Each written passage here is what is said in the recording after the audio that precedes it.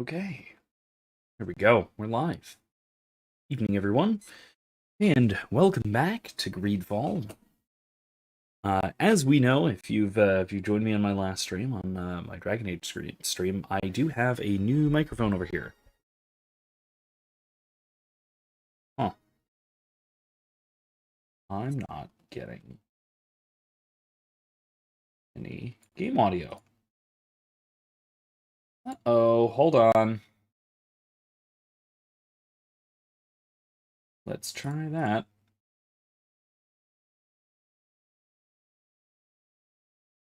Oh, oh, okay.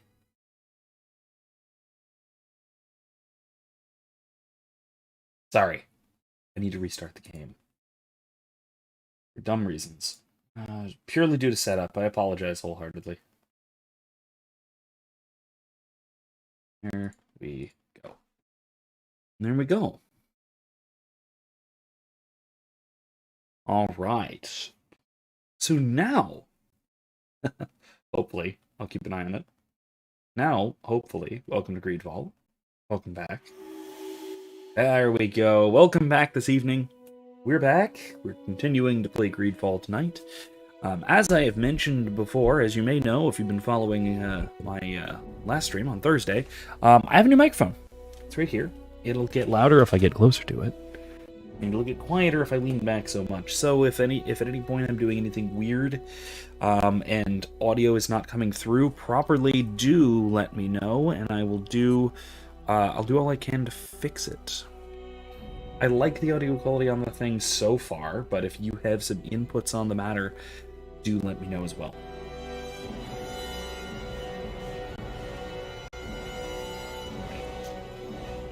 So let's get back into it for right now. We were just on a quest to pick up our final companion for the game, Afra.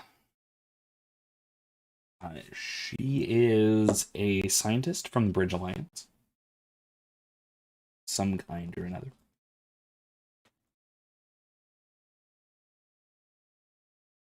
I'm not a fan of the Bridge Alliance so far.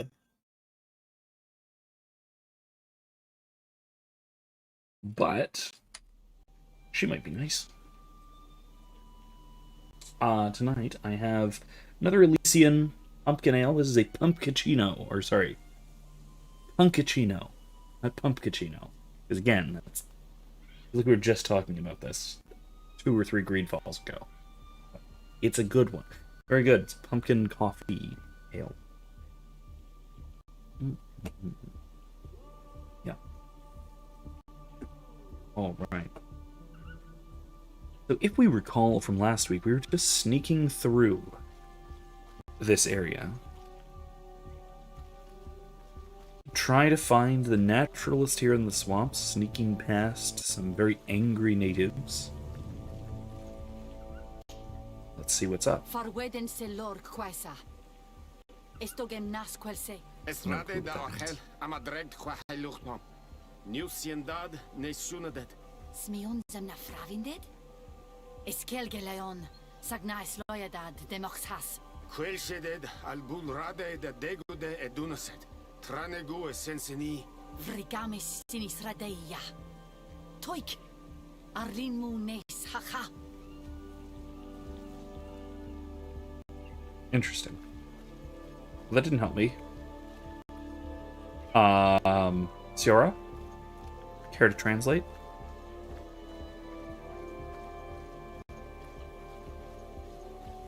No? Yes, not.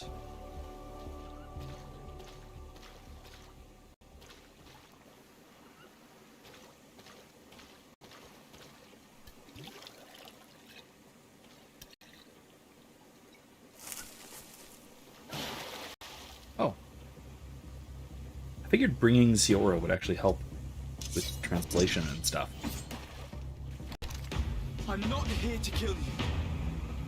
Tell me then, what is your intended purpose? We were sent to look for you.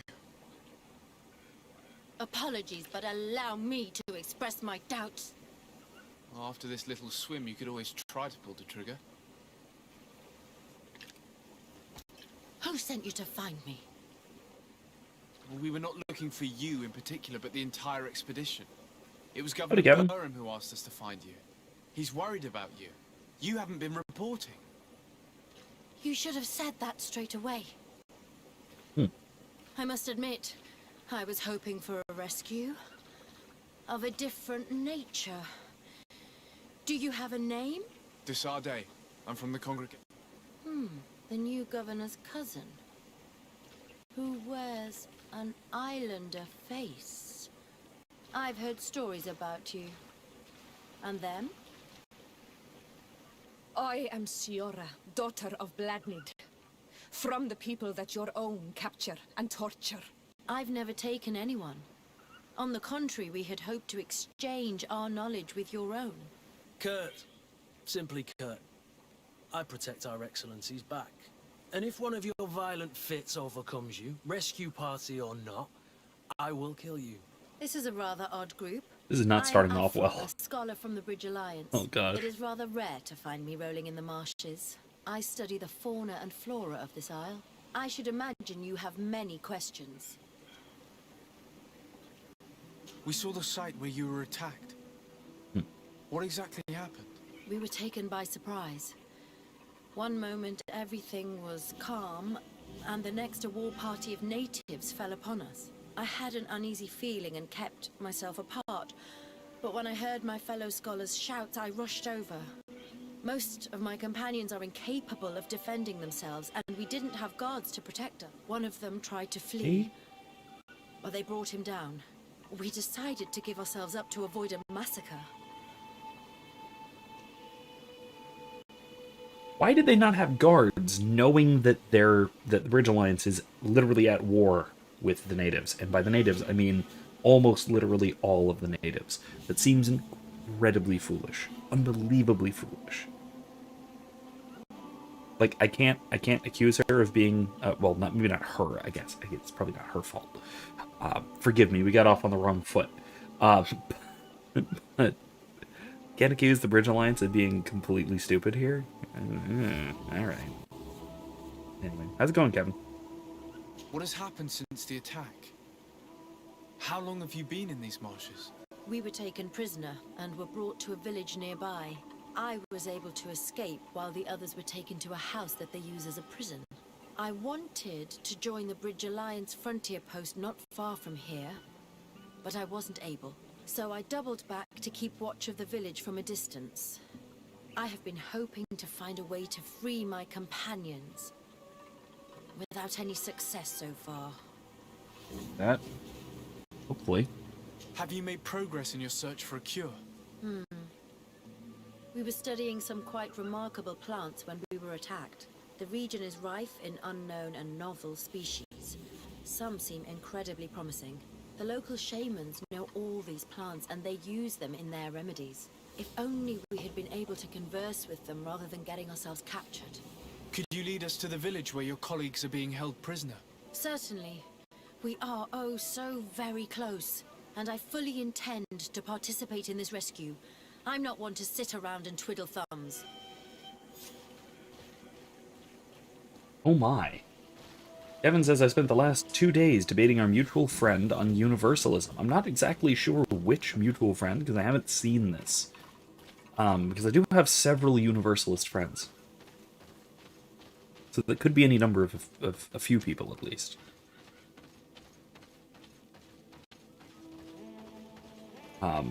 You'll have to point me to it at some point.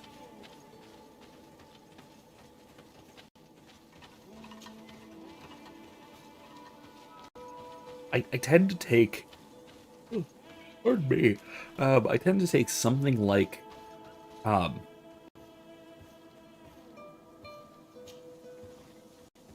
something like a maybe somewhat tempered version of the hopeful universalist position that somebody like Bishop Barron takes. That it isn't... Oh, not that. I meant that. It isn't that I think that most people are probably, or especially not certainly, to be saved. I think that at least probably there are plenty of people in hell, and there will be plenty more. Can't climb yet. Okay. Come on. Did I go the wrong way? Oh, okay. But that I do think there is, to use the term, reasonable hope. Particularly for any given person.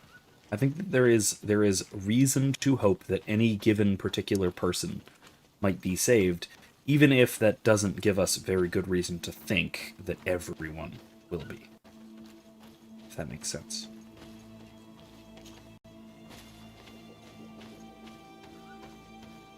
And it says, wow, I just blanked on his name. He has the lush head of black curly hair and beard. I know exactly who you're talking about.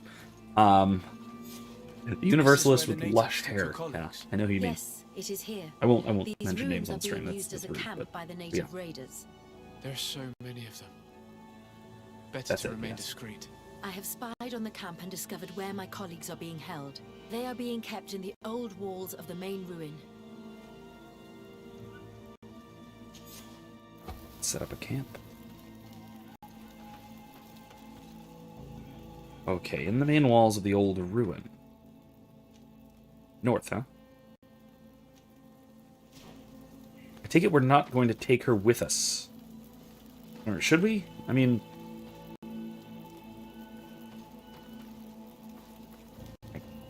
Oh, I have to gather everyone first.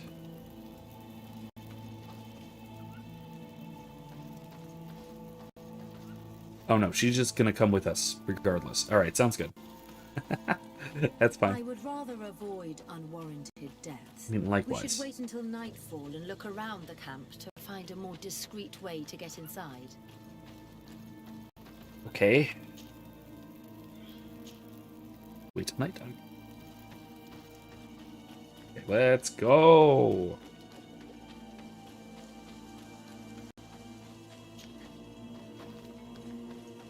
I'm guessing, Kevin, that you take a more traditional, what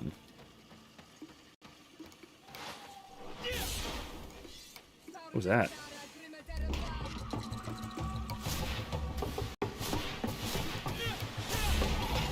A more traditional, Move away. Things are about to get dicey. more traditional position that people are probably, at least a lot of them, will be damned type of thing.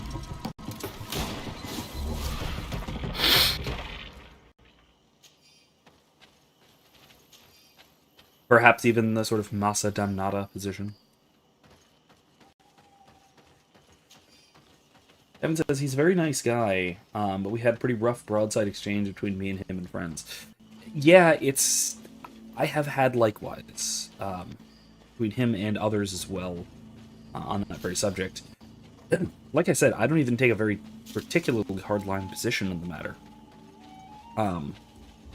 Just that I certainly... Oh, jeez, what is that? What do I keep doing? Just that I certainly don't think that we should consider it demonstrable, right? That we can't know with any kind of certainty that all might be saved, that all will be saved. Let alone, especially not that all will be saved. How do I get past these two? This is ridiculous. Is there way over here?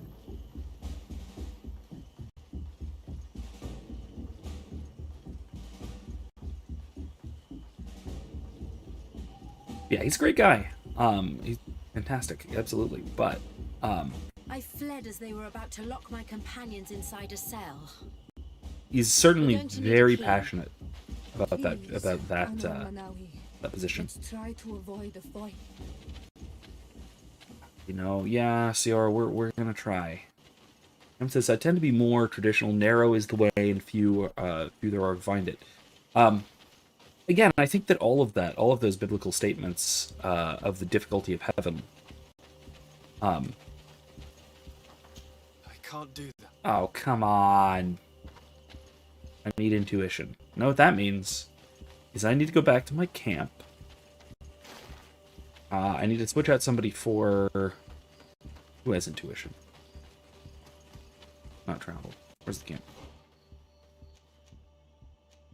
Oh, all the way back. I'm so dumb. Alright, here we go. Back to camp.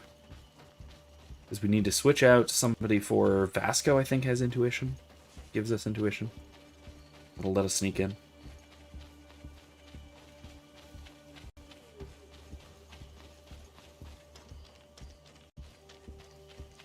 Yeah, I think that, like, all of the statements of the difficulty or impossibility of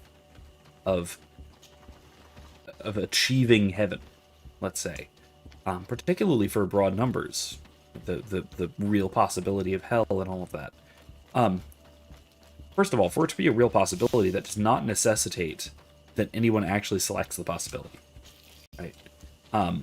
The best analogy for this that I've heard is probably that excuse me, that there is a, you can imagine, say, a buffet that has a bunch of real genuine options that people actually can select, but that there are there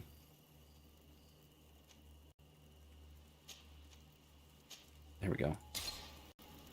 But that there are a great number of real options, real genuine options, which,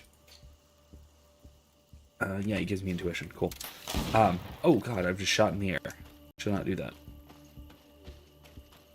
Keep hitting random buttons. Anyway. You can think of a buffet, right, where there are lots of real, genuine options for people to choose, and you can think of one item, right, the cauliflower or something, that no one actually picks.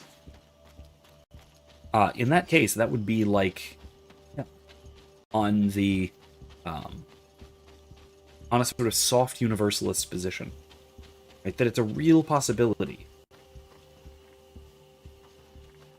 Hell, but that it just so happens that no one actually winds up choosing it. Or not choosing it, winds up getting stuck with it, let's say. Right? Just like it could be that no one gets stuck with the cauliflower, or whatever it is that no one happens to like at any given buffet.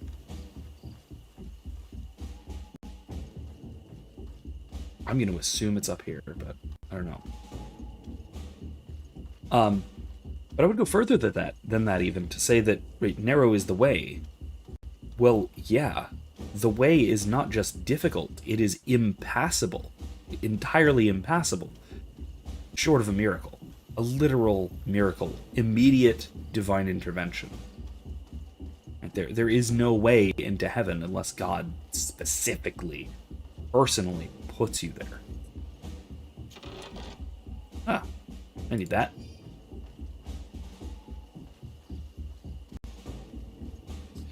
And so it's not like, you know, heaven is easy or whatever. It's not even that heaven is hard and the easy path is hell. Well, yeah, not just the easy path. The only path that is possible naturally for human beings in our current fallen state is hell. But that through divine grace, we might be pulled out of that. All right. Aphra, is that you? Come quickly. We don't have much time. Thank you for your help. Do not thank me yet. We are still in a shipload of danger. Yeah. Okay, sneak stomp time. This is gonna be hard.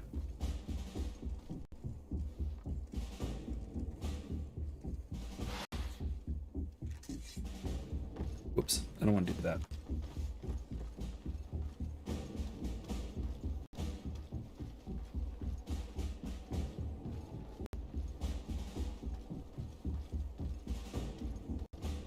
This is the point at which it would be much, much easier to just blast our way out, but I don't want to do that. I definitely don't want to do that. What is this? Ooh, convenient. Hope. Yeah, looks convenient.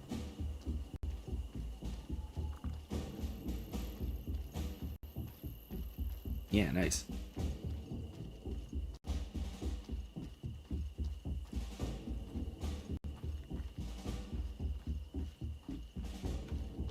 Now, we must find a way to get out of this valley without putting my companions in danger. I think we can do that by jumping. Alright. Yeah, I think we're pretty good. Yeah, they're coming. Cool. Alright, let's see. Yeah, we just need to get them back to our camp, which is right over here. Easy peasy.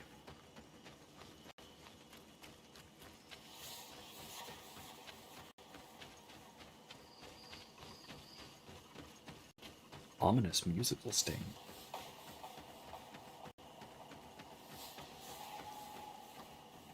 Anyway, all of that said, this is great. All that said, I do think that there are real people who really do condemn themselves to hell. I really do, probably. But it's always possible, and we can reasonably hope that there won't be. Bit of poison on my blade. And let's go!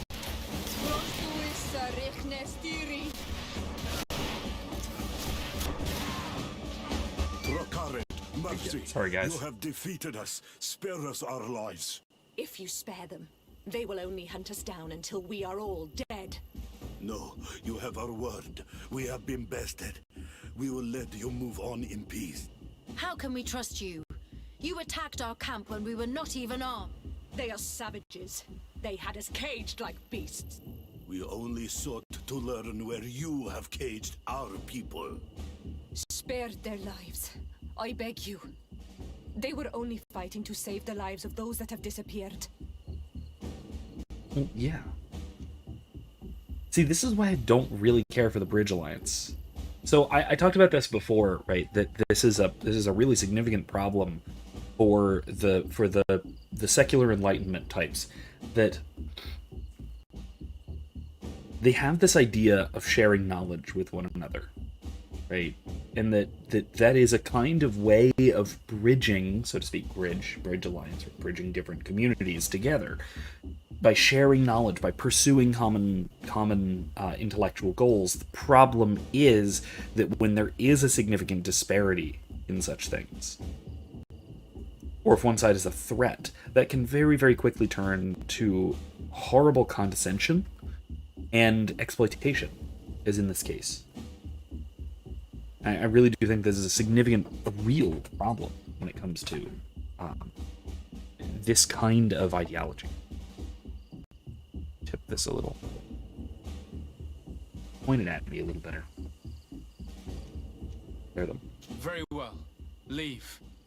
And I hope you keep your word. Thank you, Onol Manawi. I have spoken, and I will honor my words. Kwa awalam seg. Okay. Good. We are no longer in danger. Thank you for your help, Desade. I must admit, the reasons for my being here are not entirely selfless. Your research to find a remedy against the Malachor could save many lives in our cities as well. You speak like a true man of science. Cut to the point. Then you'll be thrilled. Your heroic efforts to save us from those savages could help. We've made a discovery. Is that right? In that case, we need to speak with Governor Burham immediately. Very well. I'll accompany you. Let's be off.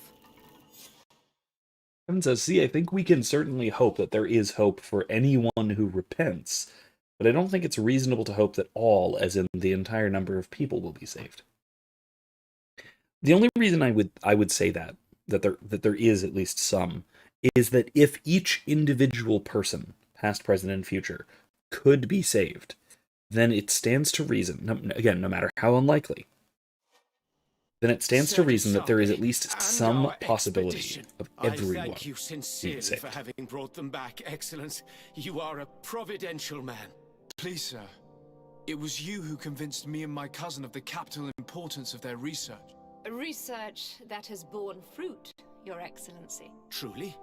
This is excellent news. You have found a plant with sufficient properties? Not exactly. Know that during our captivity, an island woman visited the camp. The natives called her Tiena Hack Cadactus and treated her with utmost reverence. I heard them talk about a remedy, a universal remedy it seemed, that she had concocted. How's that? Well, I grasped the basic of the local tongue, and I am certain to have heard the word yag. Remedy. Surprising. But the Tearnahach is very powerful and very wise. It is possible that she did craft such a remedy. It's good. I'll bring her instead of Vasco for now. That'll be fine. Kevin says, I don't see it in scripture. In fact, I think the text shows the opposite very clearly. I don't think it shows the opposite very clearly. I would certainly not go that far. What I would say is that there is that the easiest reading, right, the most straightforward reading of the text would indicate that there are a great many people damned.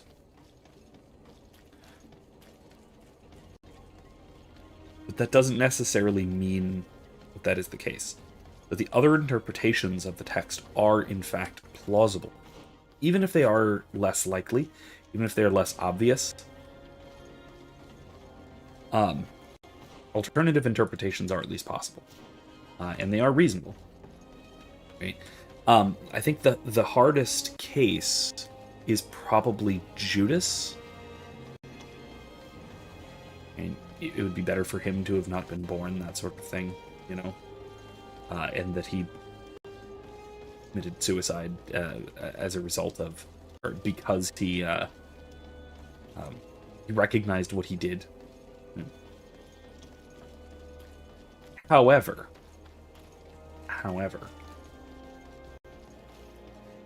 I would hesitate on that, even. Where do we need to go?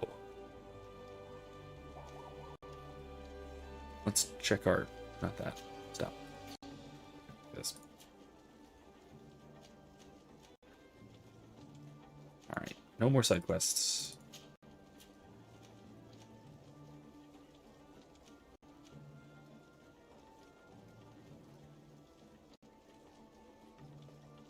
Yeah, let's just progress this one. Actually, you know what?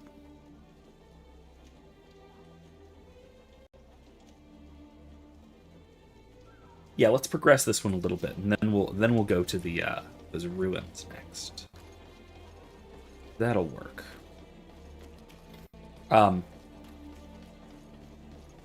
So my response to the question of Judas, right, is Judas in hell? Probably, but not necessarily. And I would say not necessarily because the plain reading, which is basically that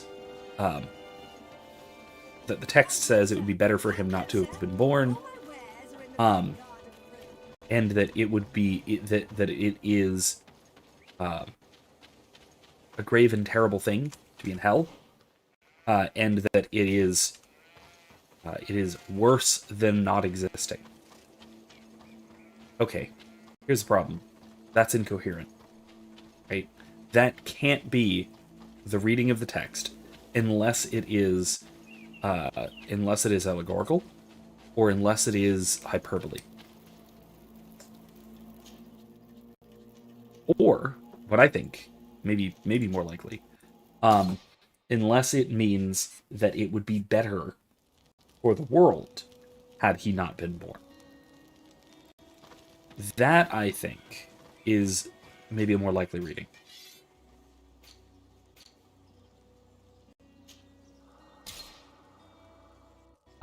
Because if it is really saying that it would be better for him,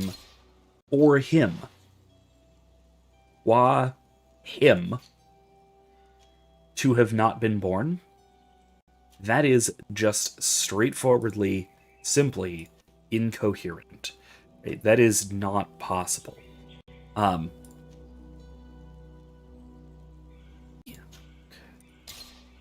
because he would have to be. So for him to not have been born is for him to not exist. Non-being is the absolute minimal state, right? The absolute minimal state.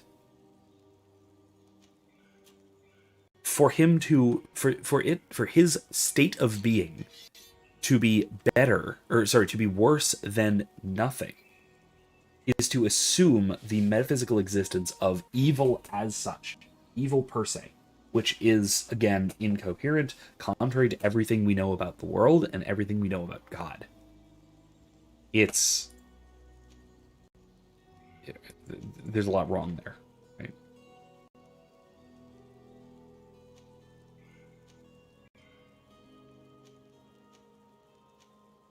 Oh, come on. Never get a cool little sword. Alright, let's go. Kevin says, I'm not even one to subscribe to Judas' destiny being known. Mine is more that the imagery of hell as having inhabitants, especially in Revelation, shows that there will be an unknown number of damned. That's a solid point, I think. I wouldn't quite say that it's definitive. Because the warnings in Revelation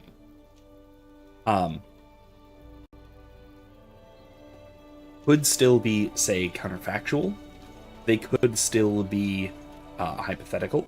They could still be symbolic, more than specific, right? For example, the numbers of the choirs of angels and those and the saints in heaven that are given in Revelation are very obviously highly symbolic.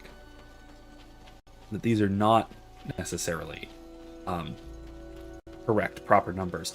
Otherwise, we get like Jehovah's Witness type. N number of people will enter heaven and that's it kind of thing. And that can't be right.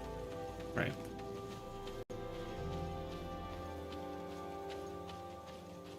But I do think that you have a point, right? And I think you're probably correct here. Do not take a step further. We come in peace. My name is Desarde. I am from the Congregation of Merchants. We would like to speak to your chief. Foreigners like you bring nothing but pain and death. The last who came here took away our prisoner. I must admit to you that I am responsible. Why'd you go and do that? I had no choice but to free the city. But I did all in my power to avoid bloodshed. I spared your warriors' lives when they were at our mercy. They spoke of you. They say you keep the words you speak. Will you keep your peace? I swear it. Then you may enter. But we have an eye on you. Darren, our chief, will not be happy to see you. You will need to convince her you are worthy of trust. All right. Give me 1 second here.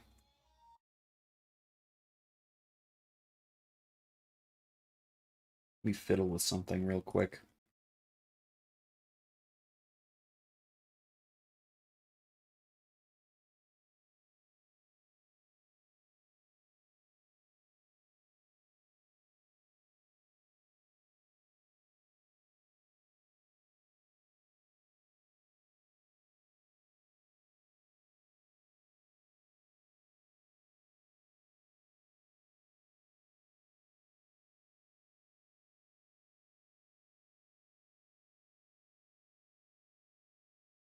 Okay.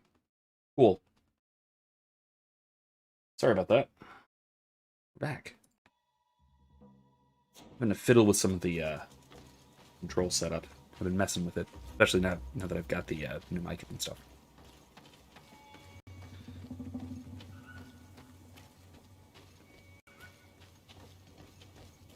All right. We're just wandering around here.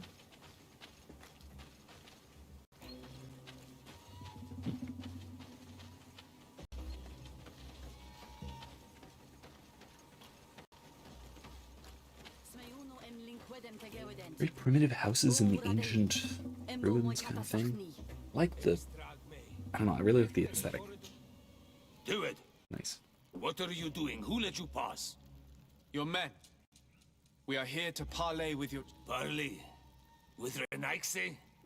You truly believe that... Leave this to me. I want to know what they have to say. I know you, Renaigse. It is you who freed the Loyan prisoners. You wounded none of my own.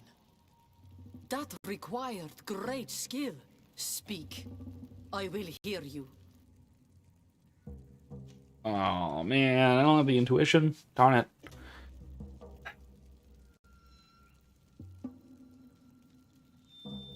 Also, I don't want to commit to that. Like, we're gonna leave,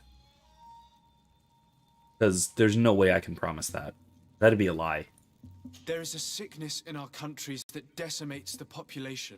We think that the Tierna Hak Kadactus knows of a cure. We would like to meet her. To know your people sick will bring no tears to my eyes. The Renaigse. They take our people. They destroy our island. And they would shake our mind. And you want me to deliver our Tierna Hak Kadactus? The wisest of our people.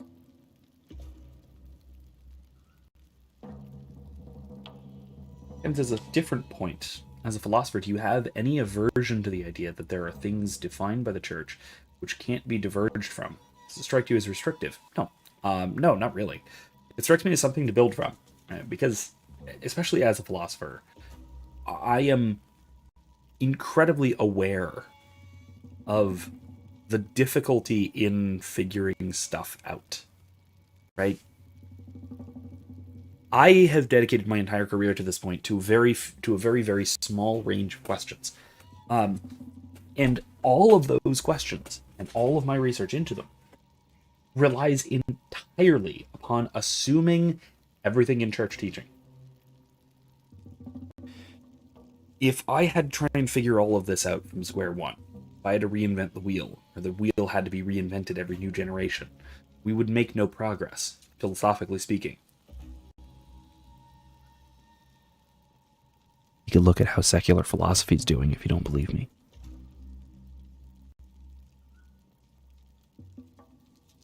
Right? I mean, without a solid foundation and something to build upon, what we wind up with is generations upon generations of foolish navel-gazing that makes absolutely no progress, because we wind up questioning the very same questions that we've solved hundreds or maybe even thousands of years ago. This is why we have this weird malaise in modern academic philosophy, and academic philosophy gets so navel-gazy. We get to stupid questions that are just objectively stupid, because they were solved thousands of years ago. And so without that, without this unquestionable church teaching that would appear to be restrictive, right? Let's just say restrictive, fine. Without these restrictions, you have no idea where you're going. You have no idea where you're even starting. No, I think that even if you can call it restrictive if you want, I would not say that that is a bad thing. That's really my position on the matter. Now, I will say, it feels like it's restrictive sometimes.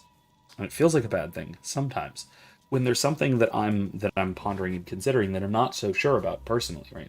But let me give you an example. There was a while back when I was working through natural law type questions, and I was considering and pondering the question of the church's teaching about contraceptive use, right? About the natural end of sexuality and all that stuff. And I was considering the possibility of there being other uses of the sexual faculty which could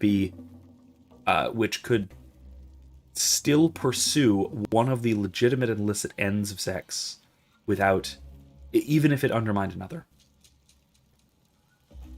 So again, contraceptive sex could be acceptable if it were for the purpose of the union of the spouses, etc., something like that, because it doesn't actively undermine all of the ends of sex. I didn't get it. I didn't get how the argument worked. And how is it different from, or how is it different from NFP, for example, natural family planning? How is it different from simple abstinence? How is it different from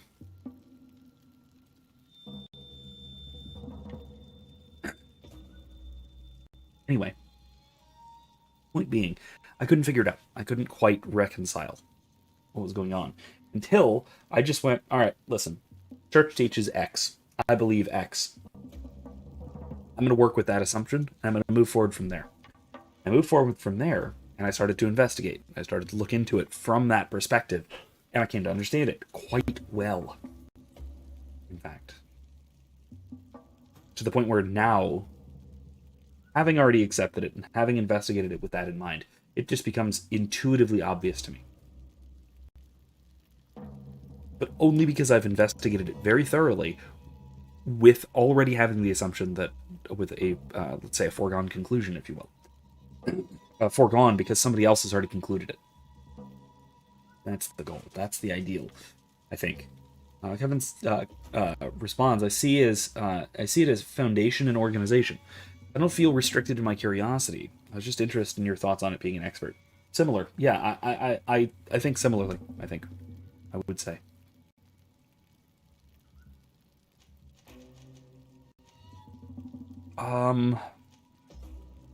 So I don't know if I want to play I want to try and play their sympathy because they don't seem very sympathetic. I kind of want to try and convince them that we have no designs on Tier for D. That's not true. Everyone from the old world has designs on Tier for D. They're all different, and most of them are not, evil. But we're all probably staying here, so no. I'm gonna try and play with their emotions. I'm gonna give it a shot and see what happens. The sickness does not only attack warriors, but thousands of innocents. If you are trying to make my eyes drop a tear for them, your Kind warriors of figured come this wouldn't here, work. capture and massacre our people, clear our forest and dirty our springs, and I should cry over the fate of their families. If you had not done so many evils, our hearts might be moved to help you in your time of sadness. But the Tierna Hakadaktas has too many innocents to save by your fault to help save your own.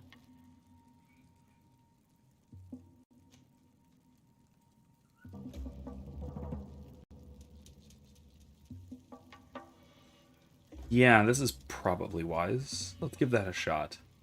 We probably can't negotiate that. Certainly not on behalf of the bridge, but we certainly can for the congregation of merchants. I understand your anger towards those of the continent. It is not my intention to douse that fire. Consider only what this remedy could bring to you in exchange.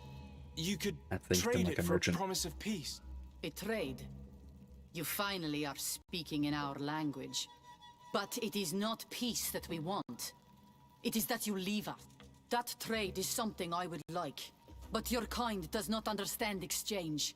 They're always lying. How to trust them after all the crimes they have committed against us? How can we be certain you do not want to kidnap the Tierna Hakadaktas like the others?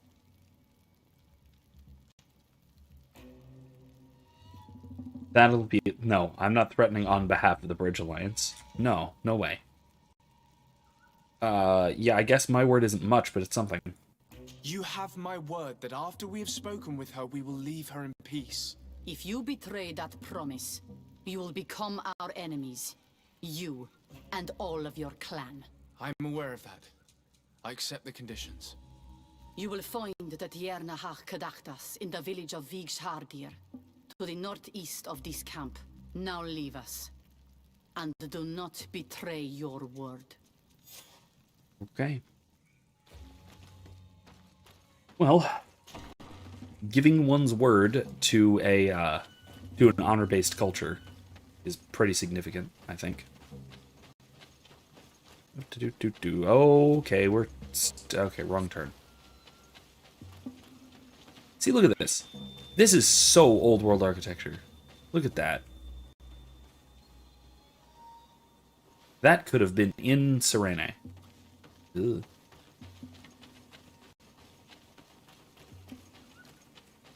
Kevin says, I know you tend to have a slight aversion to feelings. That is true. But this type of discussion has a very powerful emotional effect on me. It feels like fire inside, if that makes sense. So I assume you're talking about the issue of salvation and damnation, universalism or not. Yeah, I understand what you mean. There are certainly issues that despite myself, I suppose, that I feel are incredibly significant. No, not that. That's not right. That I feel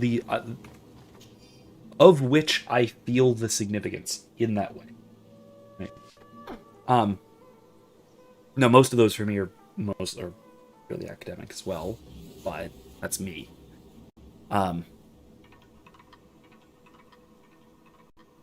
I do think, though, that feelings have their place. It's not in deciding what to think, but feelings can be incredibly useful in deciding what to think about. Because if you're not passionate about something, who cares? You certainly don't. So why should you go into it in any detail? If you are passionate about something, though, you are going to go into it. You're going to pursue it. Come hell or high water. So I think that feelings in this sense, while, like I said, they should not, under any circumstances, tell you what to think and actually lead you to conclusions about something. They can certainly, and probably should, at least for most people, lead to decide what to think about, what questions to pursue. Professor, I was on my way back to you with the supplies you'd asked me to gather for the expedition when I saw one of the creatures you told me about. This enormous beast resembled a deer, but it walked on two legs, and it was taller than the trees. Alas, it saw me too and rushed towards me. I tried to defend myself using my sword, but it kept bouncing off its shell, which seemed as solid as our best armors. I eventually managed to run away, but I'm bleeding profusely and no longer have enough strength to reach you. I hope that someone will find me and give you this letter. Tell my wife I love her.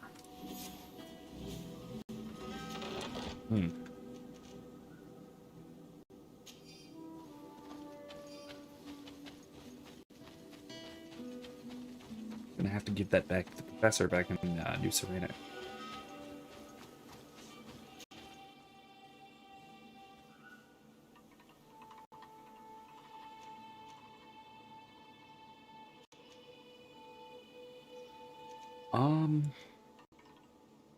No. Oh, up there. Okay. Yeah, that'll work. Why is that called the South Road? It's north of everything else we've been to. That's weird.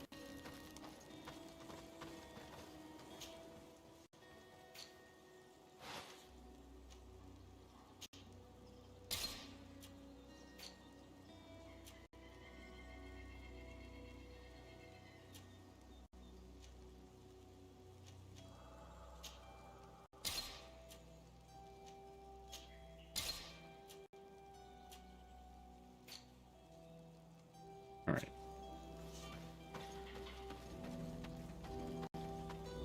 Let's go. Meanwhile, Kevin, what'd you think of the latest lecture from Thursday? I know you left a comment about me getting sidetracked horribly about angels dancing on the head of a pin. Because of course I did. Because Anselm does. You saw it. You saw in the video that there's a half-page footnote about it. It's not angels dancing on the head of a pin per se that he gets distracted by. It's more about the number of fallen angels and why.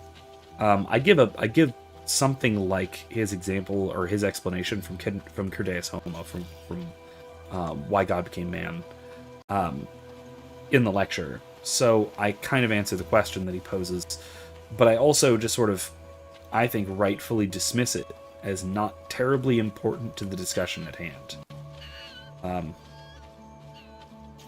Because yeah, I don't actually think that, even if we can answer the question, I certainly don't think that we need to. Man. Wow, this place is thick. Alright.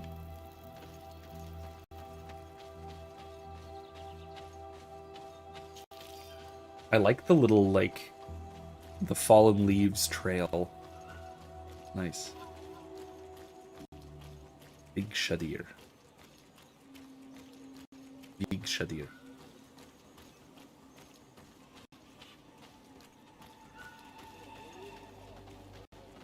Hello. Good day. I'm looking... What are you doing here? You are in a hidden village, a sacred village. The Renaigse have no place here. I seek an audience with the Mistress of Wisdom, the Tierna Ha Kadactus. Do you know where I can find her? The Tierna is in her home. She goes, she comes as her heart desires. Only her Voglendaig must know. And if I knew where she was, it's not me who is going to tell her, Renaigse. Go away, leave me alone now. I have much to do.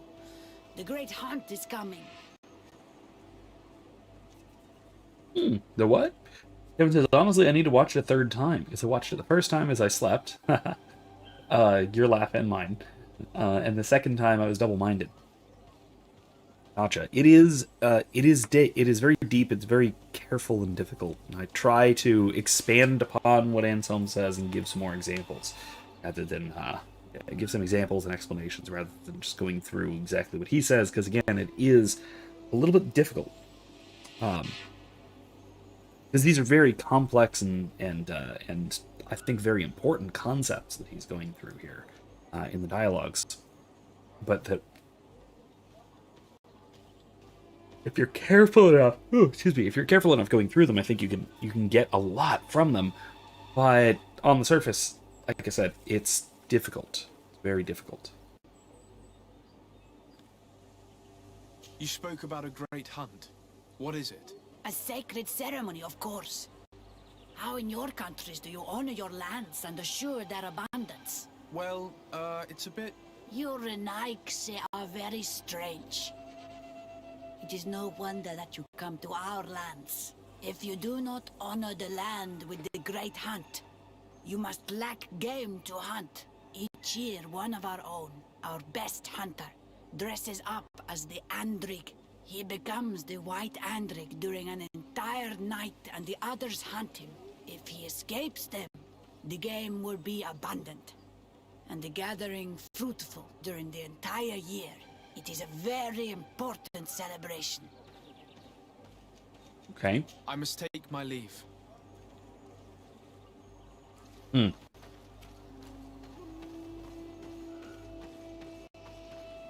Alright, we're supposed to get them to like us. This may have something to do with the Great Hunt. But this may also be an opportunity for us to switch quests. I'm leaning towards that one. Bortir to Mad Renaigse. What? Good day. I seek the Mistress of Wisdom, the Tierna Ha Kadactus. I have no idea what you want with her, but no one in the village will tell Renaigse where to find her. I do not seek to harm her, only to speak with her. I don't know where she is. Her Voglendaig might know, but I think he will tell you nothing. You are in one of the most sacred villages of our lands. The Renaigse are not welcome here, and we are busy making ready for the great hunt. Maybe I could help you with something. Help us? Why not, after all? It would speak well of your intentions. During the great hunt, we place bells on the path to keep the animals away. During the last hunt, there was a great storm, and the bells were badly damaged. Would you like me to repair them? That would be good. If not, we need to make new ones, and I am afraid we will not have the time. Okay. So, how do I do that? Crafting table?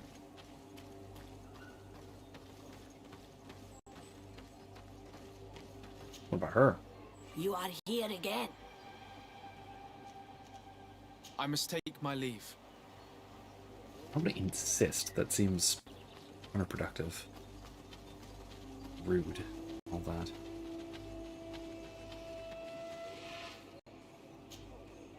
Good day. My name is Desardet. Would you be the Voglendyke of the Mistress of Wisdom?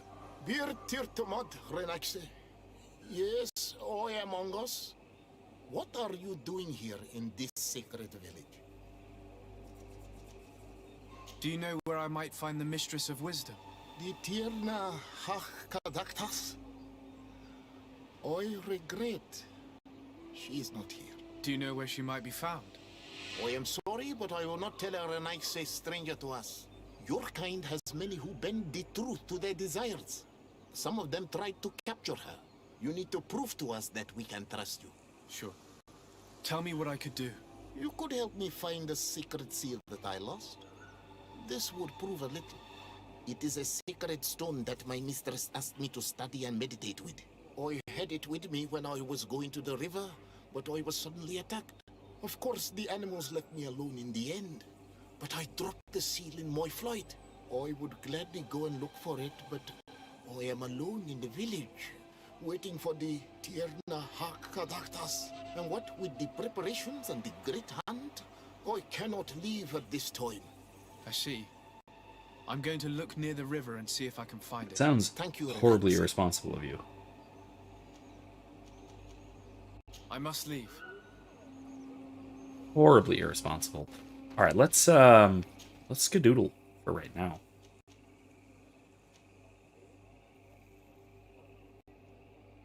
Yeah, let's go to the gold mine.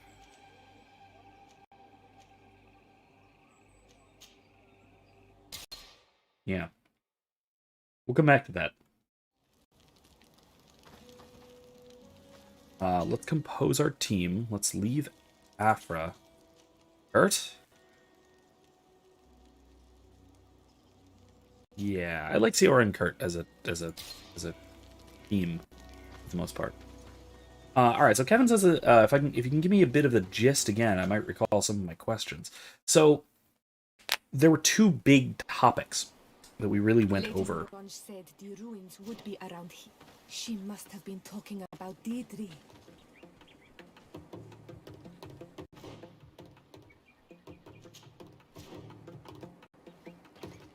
So like I said, there were two main things that we were really talking about.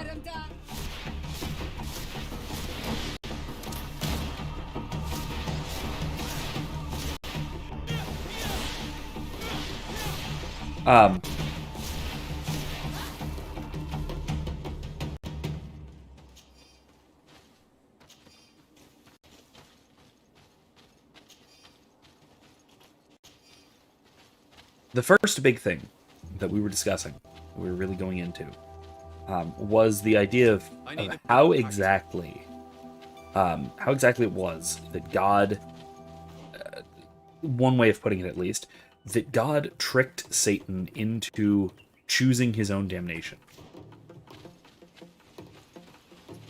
And how that choice was, what that choice looked like. So in that discussion, we were also talking about things like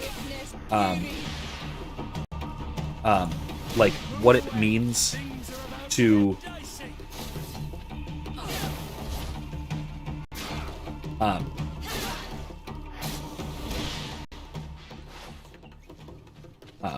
what it means to will to be like God, what the devil's first sin was, right? All the questions related to that, and how it was that Satan willed against justice in favor of what? And we were talking about advantage. How exactly? What kind of advantage? What was the advantage for? And what did he gain from it? Or what could he have gained from it? And all of that stuff. Ringing any bells?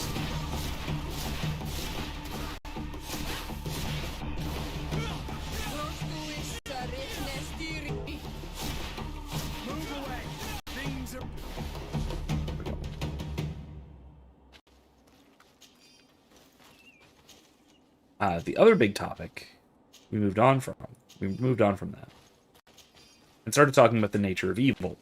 So kind of what I was alluding to earlier, talking about the nature of evil as privation, but then what we mean by nothing and in what context.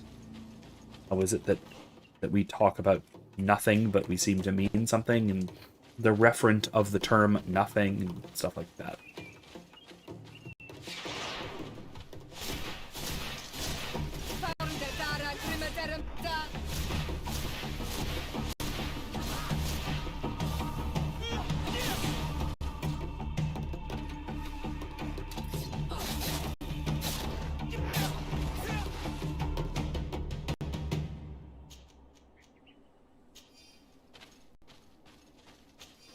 Ah, Kevin wants to talk about the justice and advantage issue. Okay, what about?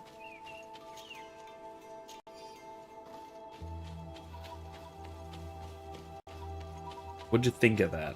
Relatively clear? There were a few things that I think I got relatively clear in my description, although I'm not completely sure whether I could have explained it a little bit more thoroughly. So if anything was sticking in your craw about it, do let me know, and I'll see what I can try and clarify.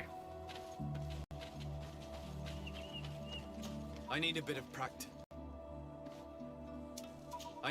practice. Darn.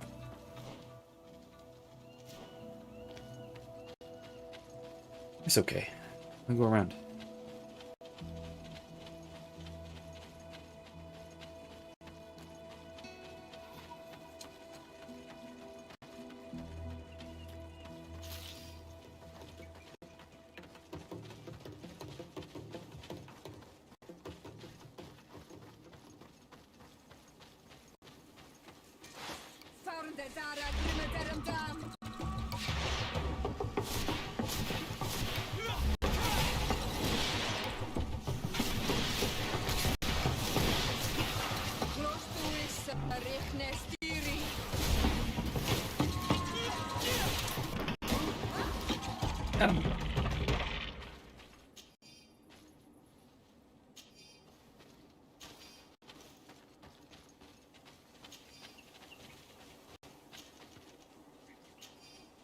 Look, up there. This is Deidre, the ruins Lady Morange told us about. Ooh. But I do not know how to get there. The path collapsed. Some of the tunnels in the mine may lead to it. We should go there. Alright. Ooh, notes. I do not think I've ever been more scared in my life than when this Nanaig Mega Man rushed towards us, spear in hand. But my time had come. That would certainly have been the case were it not for the intervention of my courageous bodyguard who managed to deflect its attacks, giving us enough time to escape. Yet, now that my fear is past, I regret not having paid more attention to the beast itself. Despite its enormous size, it appeared almost human. We'll have to continue observing them. Alright. That's not right. Is it right? Maybe that's right. Kevin says it made sense, but I think I'm confused as to whether or not God would be responsible for the tendency to favor advantage over justice, as it pertains to Satan. No, of course not. And there isn't a favoring of one over the other simpliciter. Ooh, more notes. I'm almost certain that this large tumulus would teach us many things about these creatures. Some native elders told me there was a gigantic skeleton inside it.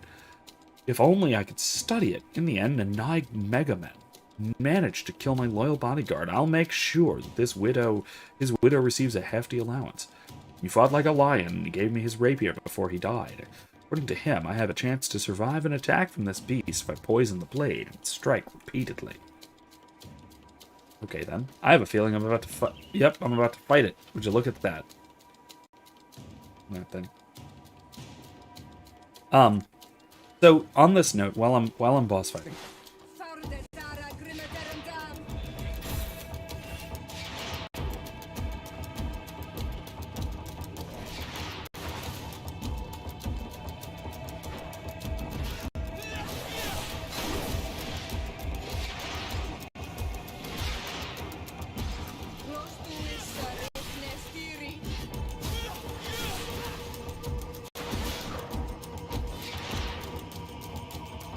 I'm gonna wear down his armor.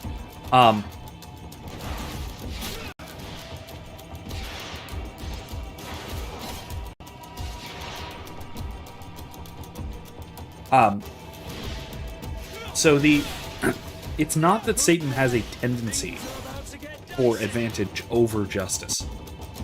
It can't be that. There isn't a particular tendency towards one or the other in this circumstance. It's rather that... There we go.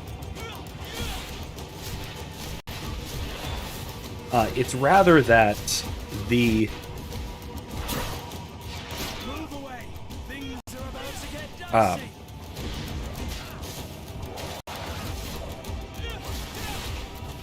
rather that he has both inclinations. Justice and advantage. Ow.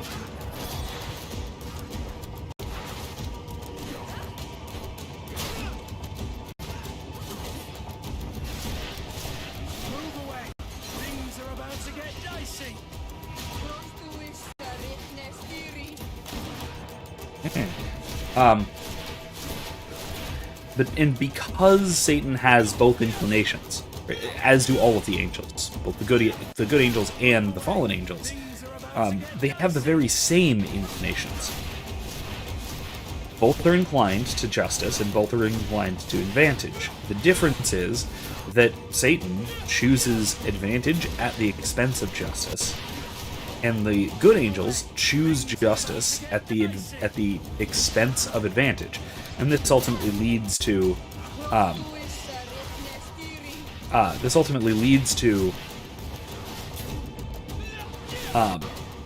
the sort of permanence of the choice that Ansem alludes to.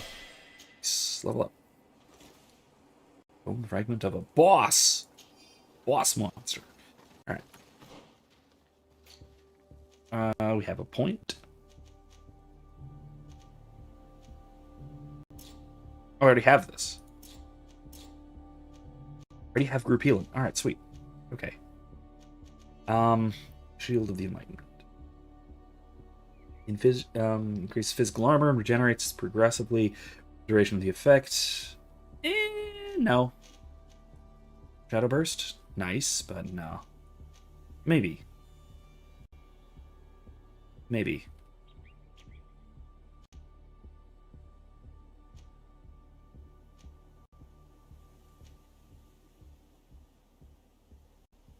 I kind of want Storm. So yeah, I will, I'll go up this until I get to Storm. I'll do that. This one it seems less important. Alright, attributes.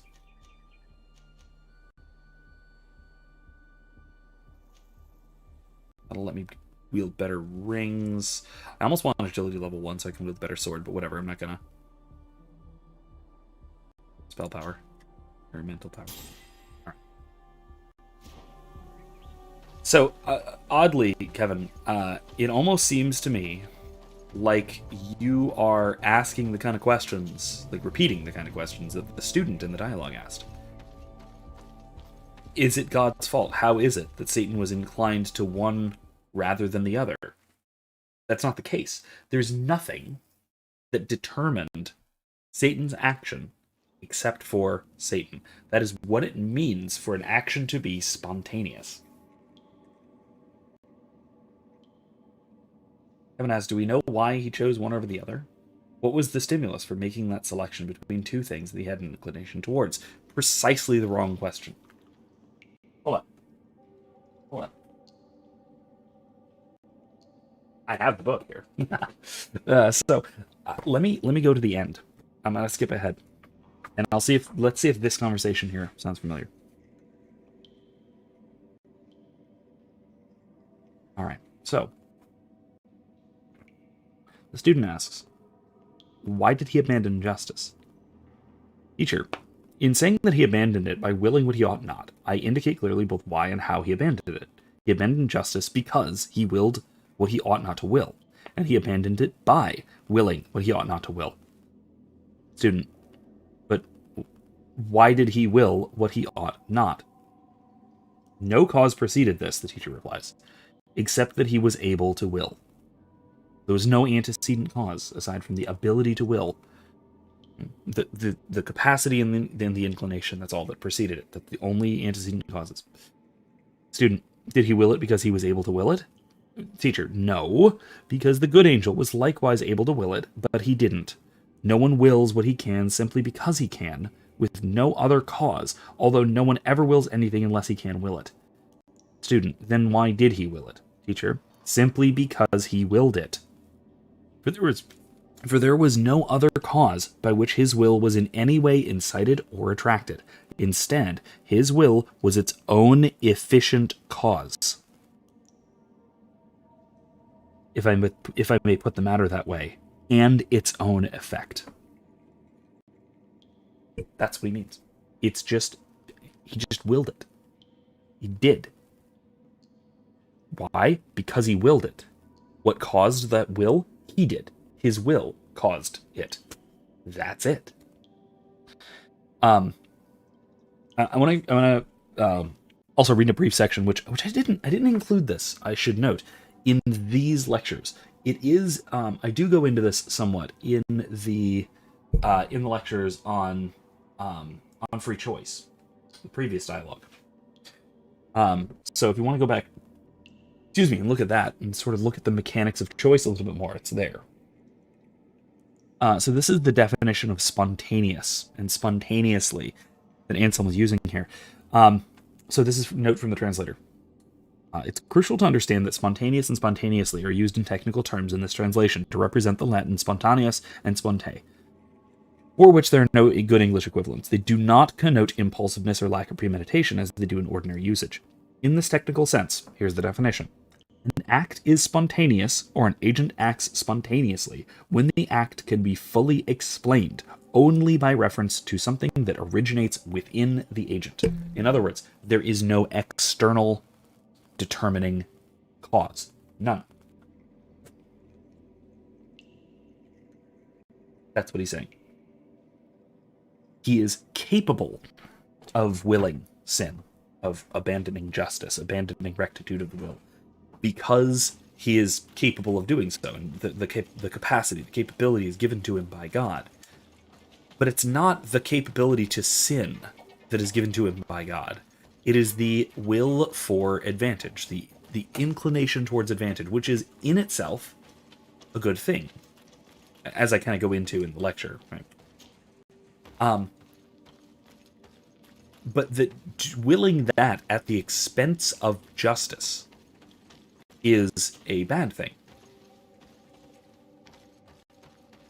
But the sin was not because he was able to sin. He was able to sin, but that was not causally responsible for him sinning.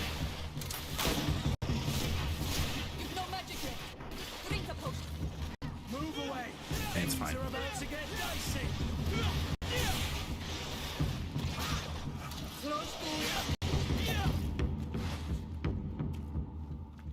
Okay. What are those?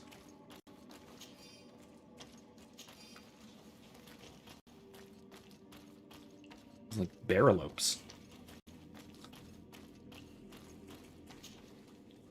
All right, Kevin, what do you think of that? So the question of why did he choose one or the other? What is it that inclined him towards one rather than the other? It's not that he was inclined to one rather than the other. He was inclined to both, and he selected one over the other. That's the cause. That is the sole cause responsible. That's all there is to it. Now, I can expand on how that's possible a little more. And this is something that the lecture didn't really go into, and I don't know if I will. I might next week. Possible. Or this week, I suppose. In the next couple of lectures. It's possible I'll go into this in a little more detail then.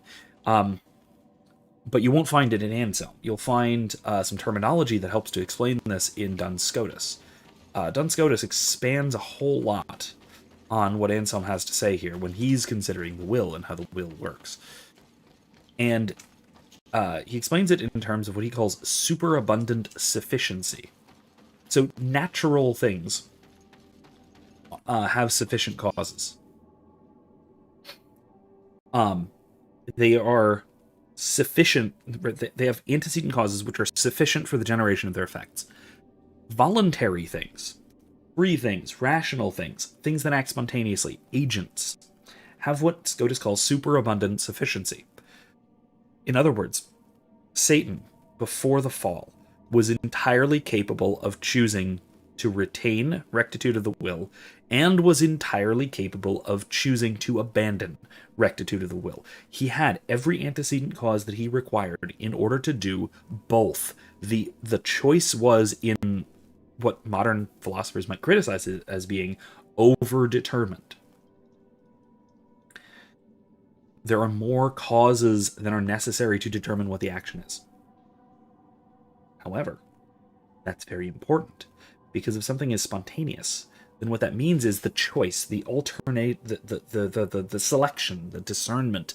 As Scotus would say, the discernment between the two alternatives entirely comes from within, not from antecedent causes. Antecedent causes are sure, yeah, that's what caused Satan to choose.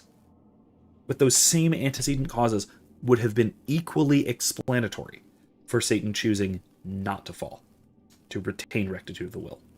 So no, Kevin asks, wouldn't this imply that Satan was inherently deficient in his generation? No, absolutely not. His generation was identical to the unfallen, to the good angels, those who did not fall. His inclinations were identical. He chose to abandon rectitude of the will, and they didn't. That's it. Satan is responsible for his sin. The good angels are responsible for their good, for their lack of sin, for their obedience, but so is God.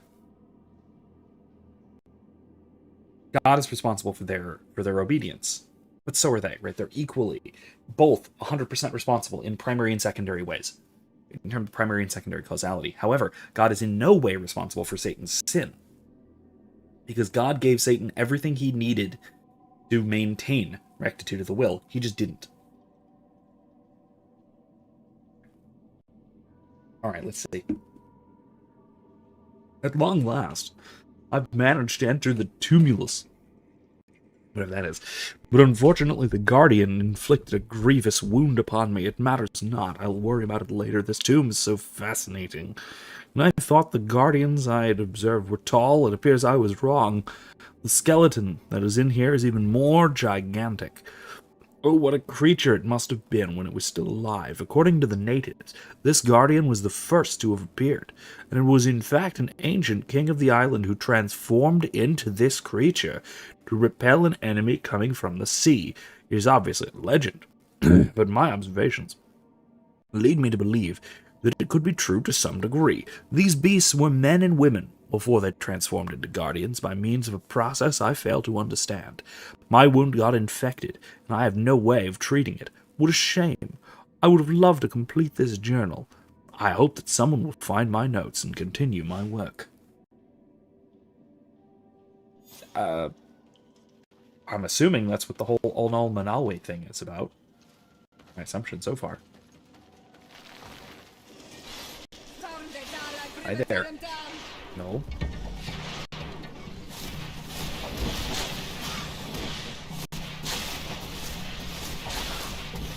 Move away!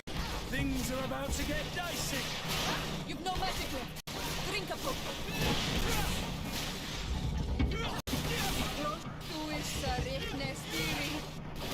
Move away! Things are about to get dicey! Okay, got him. So I have to bring out the sword.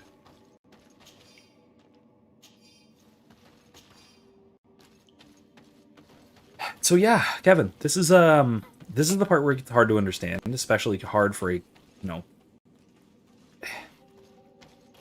for lack of a better term, hard for a determinist, particularly a causal determinist, but determinist of any sort, even a theological determinist, to wrap one's head around. This is where it gets very difficult.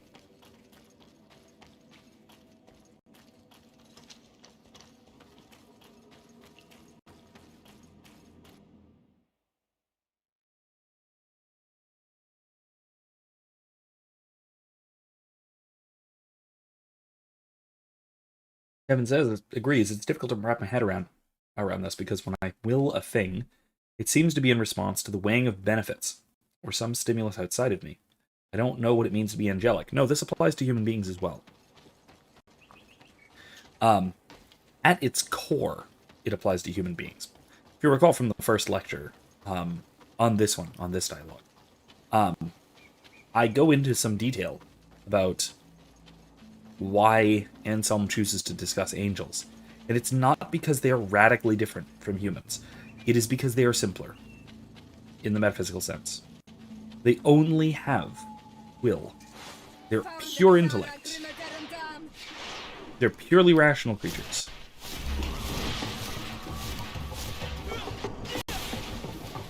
Because they are purely rational creatures,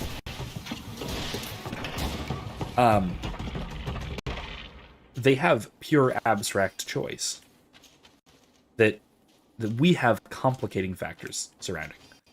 But at its core, it's the same thing. We choose spontaneously just as much as the angels do. It's just that we may have other factors which limit our choices.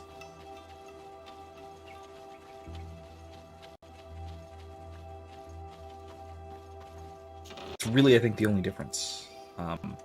Is that we have certain things that limit our choices, we have certain things that constrain our choices, we have certain things that complicate the choices, or the choices presented to us. We complicate the options.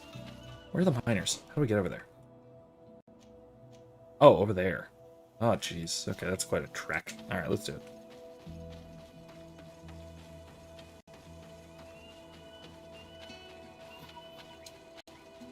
Alright, so there is a relevant similarity between humans and angels in terms of willing. Yes, our choices are far more complicated than that of the angels. And that's largely why Ansem chose to discuss angels. That and being open to speculation. Right? But the same principle applies to human free choices as well. Right?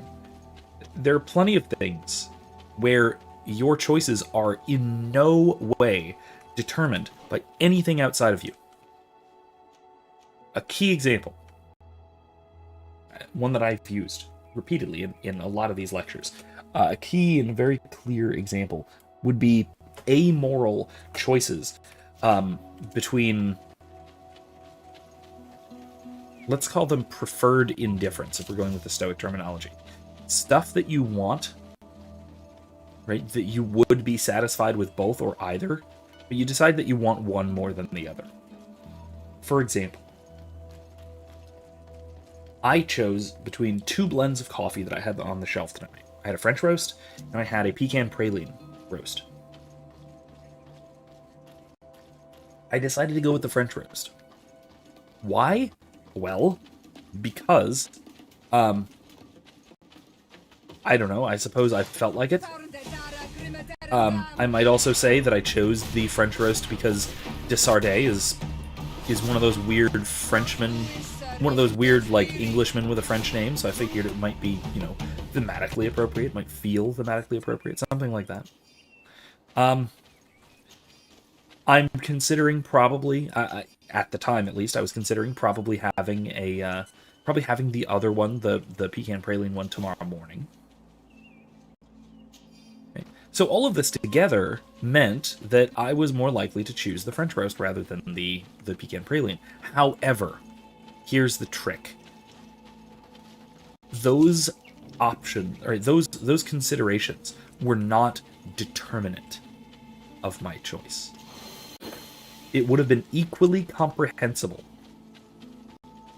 for me to have chosen the other alternative, the pecan praline one, because it's autumn, and that's a very nice autumn-type flavor. It fits well with the grand vistas. It just feels right with these grand vistas. So I associate it generally with Red Dead, which has very similar type of vistas, this sort of thing. And also because it's nice out. It is a nice evening out. I have the window open behind me, and that is a nice coffee for a cool evening. So,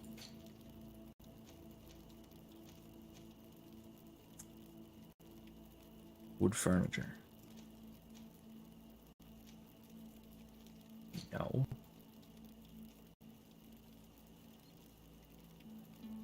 Why can't I use these to fix the things? I don't know. The bells? Weird. Anyway. Ah, no. Didn't need to talk to you, Kurt. Hi, Kurt. Do you need something? No, thanks. I must leave you. No! Green Crap. blood, my friend. Do you need something? Kurt, I'm trying to pick some berries. Excuse me. I must leave you. Right? But my point, though, main point here, is that either choice would be fully explainable by the same exterior antecedent causes.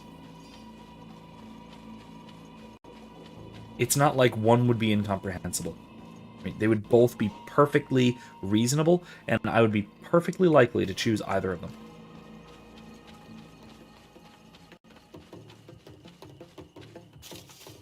Before I get into some combat, Kevin says, well, if I were in Satan's situation and I had these two inclinations, I think I would choose justice because it seems most rational. If I choose advantage, I think it would be because of disorder. No, there's nothing wrong with advantage, with the will for advantage, right? There's nothing wrong with choosing something because you'll benefit from it, because it will help you. I mean, that's why we choose most of the things that we choose. They're for the sake of advantage.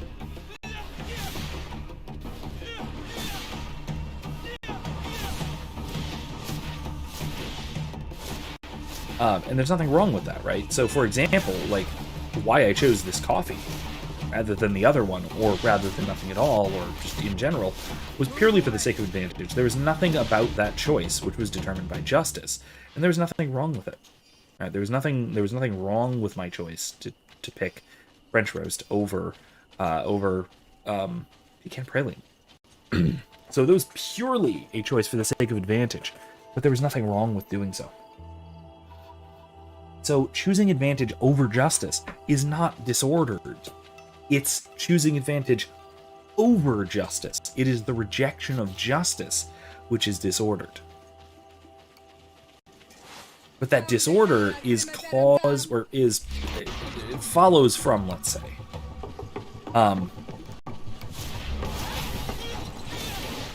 that disorder follows from a perfectly reasonable choice, or a perfectly reasonable, perfectly well-ordered inclination.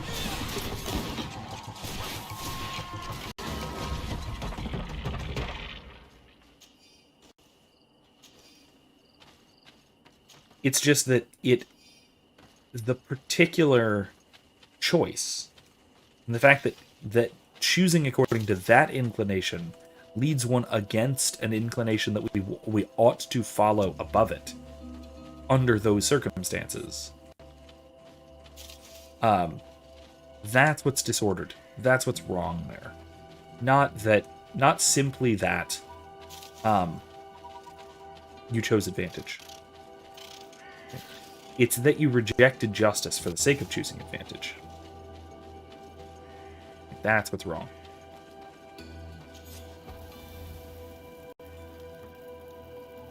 Evan says, didn't he know that by choosing advantage in that situation, he would necessarily deny God his just rights?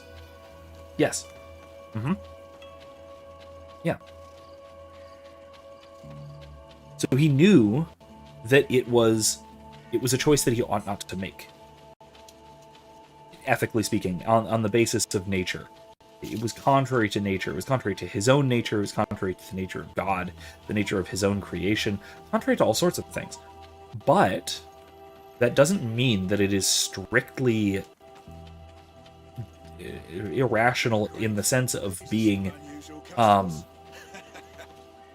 either nonsensical or in the sense of being as a result of some kind of deficiency.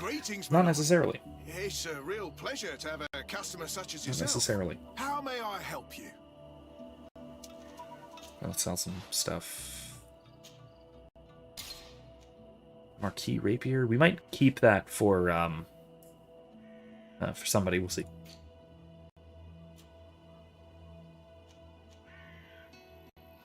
Don't need this.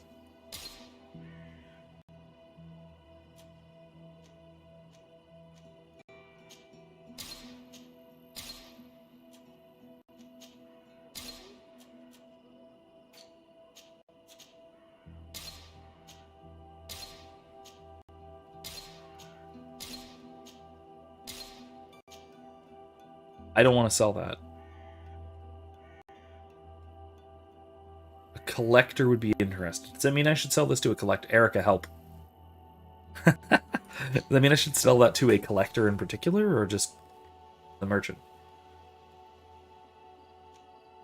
Yes, yeah, Kevin, this is a tough subject. It is. It really is. There's a reason people screw this up so much. Like, there's a reason people have such trouble trying desperately to figure this out. And there's so many people who get it wrong as well. It's perfectly reasonable. It makes sense why people get this wrong. It makes sense why there are Calvinists. And by contrast, why there are, you know, all these other sorts of patently wrong, but not insane answers to the question of free will and divine determinism. Oh, can't get there. Okay, fine. Go around. Like, I think that, honestly, I think that Molinism is just as obviously wrong as Calvinism. In fact, I think it's kind of worse. I've talked about this before. Arminianism is kind of okay, but it has a tendency towards Pelagianism that the Anselmian answer doesn't screw up in the same way.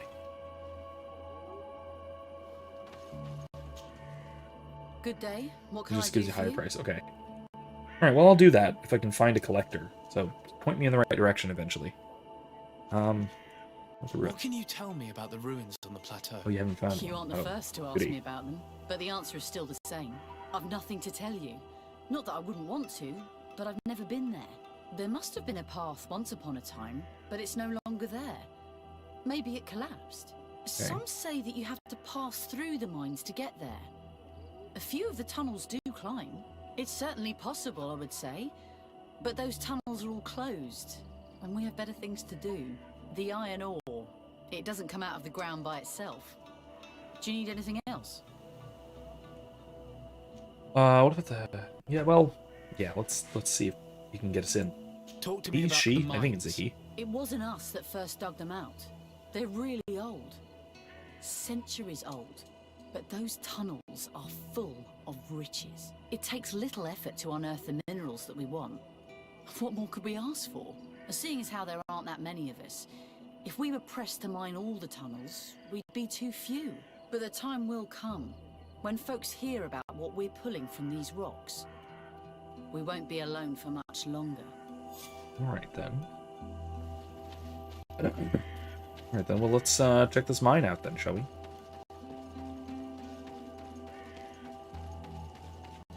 I guess I randomly happened across that boss because I went the wrong way there. I think. Oh, just sell it at a store, you haven't found a collector. Oh, okay. Alright, well, I guess I will. My bad.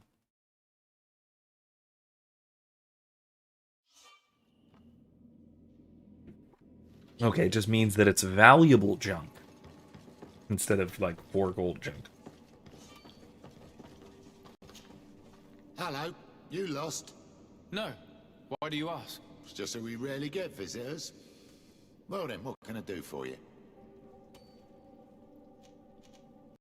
What can you tell me about the ruins that we can see up there? Not a great deal. To my knowledge, no one's ever been able to reach them. There were some officials from the city that came, but when they saw they couldn't easily climb up to the plateau, they just left. There must have been a path that caved in. Unless some sort of tunnel in the mine takes you there. Anything else? Well, that's all. I'll leave you to it then. Kevin says, I think I'm much closer to grasping it now, but I feel dissatisfaction at not understanding Satan's thinking. I mean, the thinking is, he stands to gain. Right? There was something that God denied him, that he wanted to have, that the good angels also wanted to have, but Satan chose to pursue it, rather than choosing to forgo it. That was it. That was his choice. He chose to pursue this additional something, whatever it was, and Anselm does have an answer for that just later.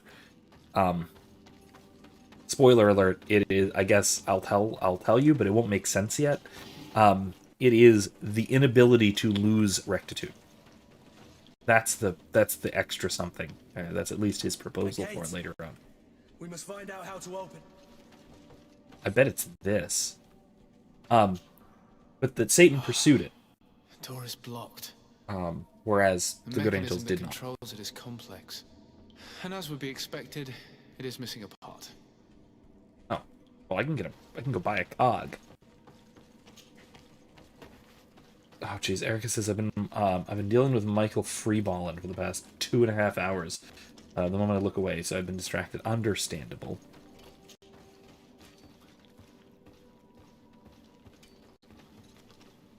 Oh god, he's insisting on piddling everywhere like an excited puppy. Oh no.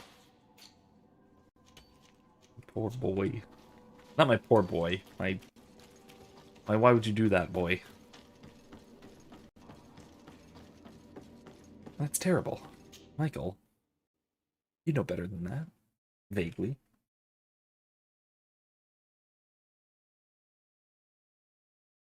He's discovered, basically, how to take his diaper off. Which, incidentally... Look. Michael drew this. He's getting good with his pencil control, or his pen control. Or actually, I guess it goes this. I mean, according to how he showed it to me, it goes this way. And that's Pooh Bear. I think. Anyway. There's that. He is growing up, man. Alright, let's, I think this merchant back here had a replacement cog we can just buy. It'll do the job. Good grief. Lisa, sir. Greetings, my lord. Yeah. Yes, sir. I know. How may I help? I need a cog. Thank you. It was a pleasure. Should have just bought that when I saw it. Stupid me. It's fine. Back to the mine.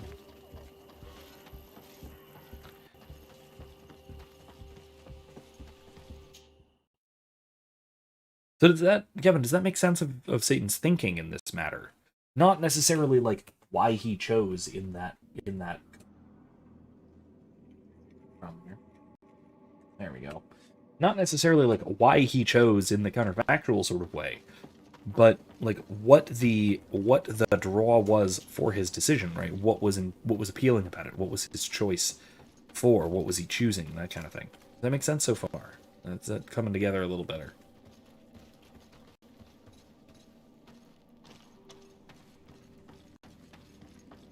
All right, what have we here?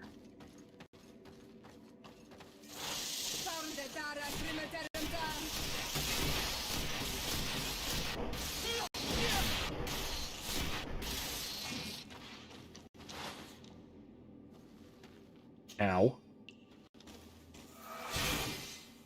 Yeah.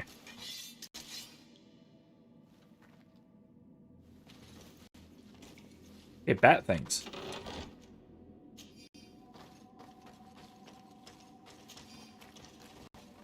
There's treasure back here. That's collapsed, okay. Alright. It says the inability to lose rectitude of the will, so Satan desired final contentment in his station. Something like that? Again, the specifics of it don't quite make sense yet. Because we need to explain a little bit more about how that works and why and how that comes together and how that becomes a motivation.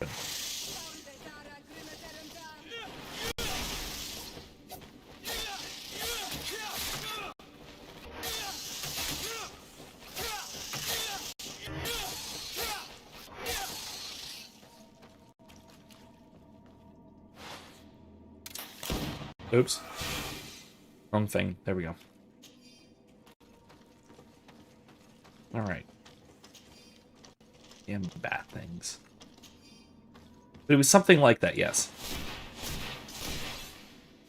No. It was something like, I don't know if I would say contentment exactly, but something like, absolute freedom. meaning the ability to do, the ability for, if we put it in terms of that choice in particular, the ability for any choice one could make to be the right choice. Right? Not having to fear making the wrong choice. Which is the situation of the good angels. They were given this as a gift from God. And because this was the only thing that they were missing, now any choice that they could make is a good choice. Is in line with justice.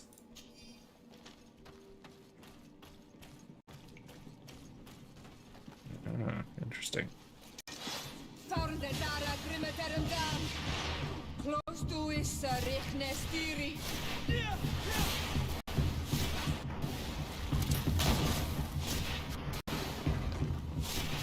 Excuse me.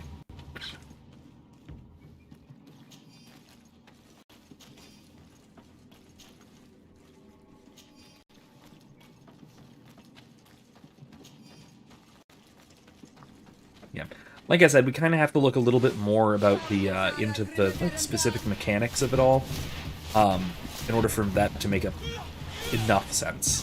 Because it kind of works now, but it becomes clearer by the end of the dialogue.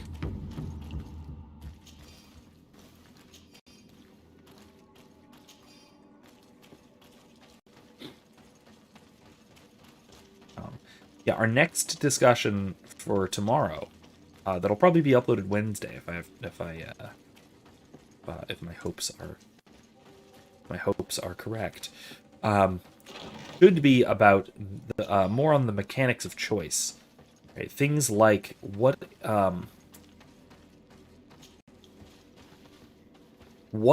under what conditions is a choice free? And of course, it's Anselm. The answer is going to be under all circumstances. But under what circumstances are we responsible for what? Right? And that gets more complicated. That's something that, like I said, we'll be talking about in class tomorrow. That should go up Wednesday, hopefully. Again, pending editing. Because editing takes an indeterminate amount of time. Who knows?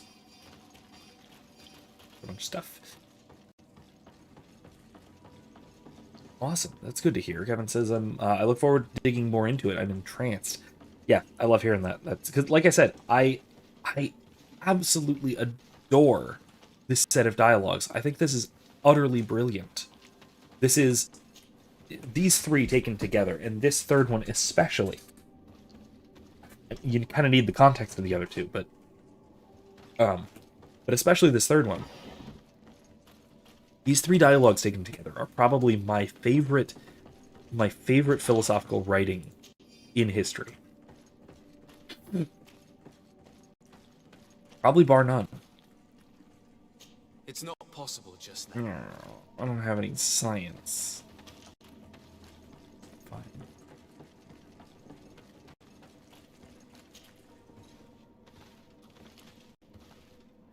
Yeah.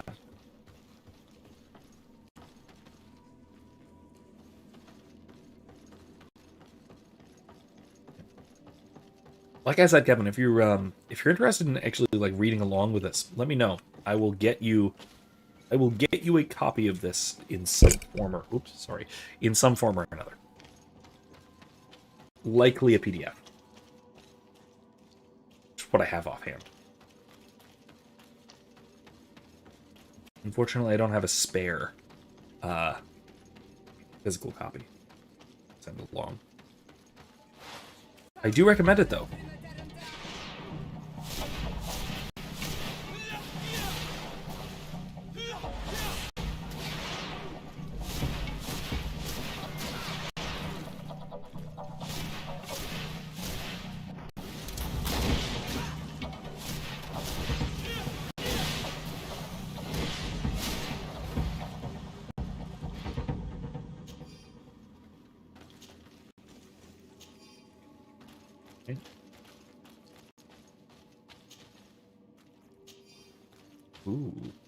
Ooh.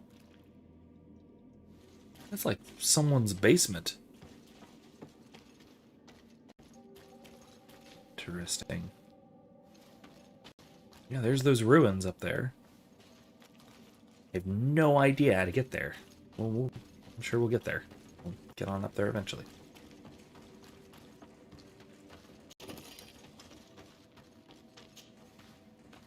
Oh, you've got the hard copy. You just haven't made time to read it. Yeah, it's great. Like I said, the edition that I have, I very highly recommend. It's the Hackett, not Hackett Classics, Hackett, just Hackett Publishing, from like 2003. Translated as coincidence would have it by my thesis advisor, Dr. Thomas Williams, who really knows his stuff on Anselm. Really, really does. In fact, really the only things I'll put in the description of this, of tonight, is gonna have to do with Anselm. But it's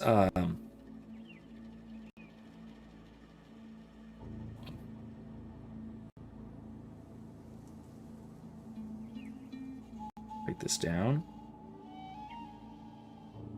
Is an essay by the translator, by Thomas Williams, about these dialogues, called Anselm's Quiet Radicalism. And his thesis in this paper is basically that Anselm says all of the standard Pauline things, like Pauline Augustinian type things, but that when he goes to explain them, it turns out to be incredibly radical. In a voluntarist sense. Like we've been saying, like really, like we've been exploring just now. Finally, here we are. These are the ruins that Lady Lorene spoke to us about. And she was right. These do not resemble native constructions at all. Explore the area. Something may give away the identity of the architects. I mean, it's Old Worlders. We know that, right? Gotta be. Stupid bat things.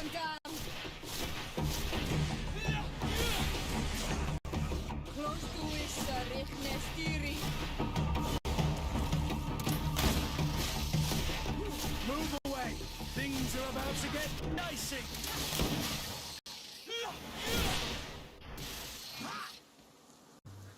Sorry, Kurt, stole your kill.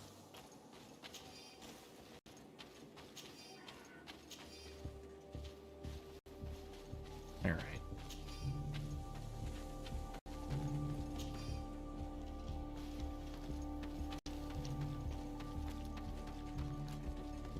But if you have the chance, I also will highly recommend that essay as well. That's Anselm's Quiet Radicalism by Thomas Williams. You should be able to find it somewhere. If not, I will leave a link in the description of this live stream after the fact.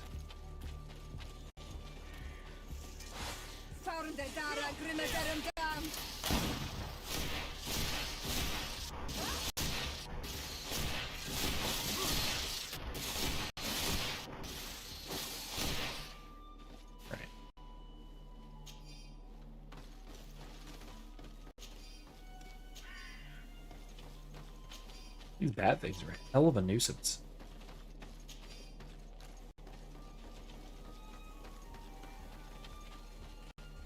Huh.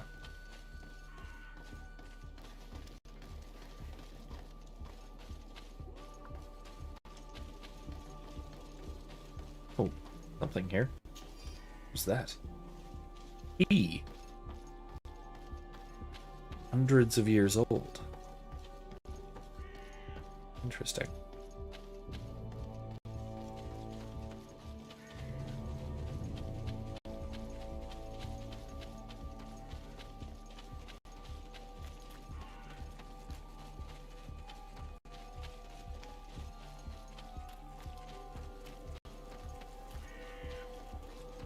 Yeah, so I will say that in Erica's D&D world, which is thematically somewhat similar to this, aesthetically, I guess, there are ancient ruins that appear similar to the old world architecture in the new world, and technology and all that.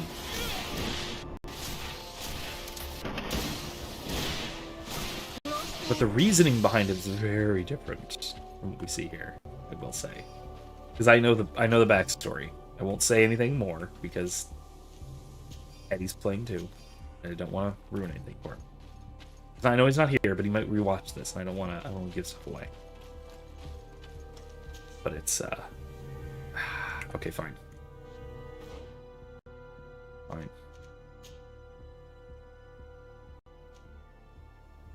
Oh, that gives me science. That's right. Crap. That on. Now let's lockpick it. Ooh. This seal. I know the insignia, even if it has become more detailed in recent decades. It's hard to believe my eyes. What you're seeing doesn't seem to please you. This is the ancient coat of arms of Serene. It's a congregation seal. Let's continue to dig. I need to know more. I need to understand. Interesting.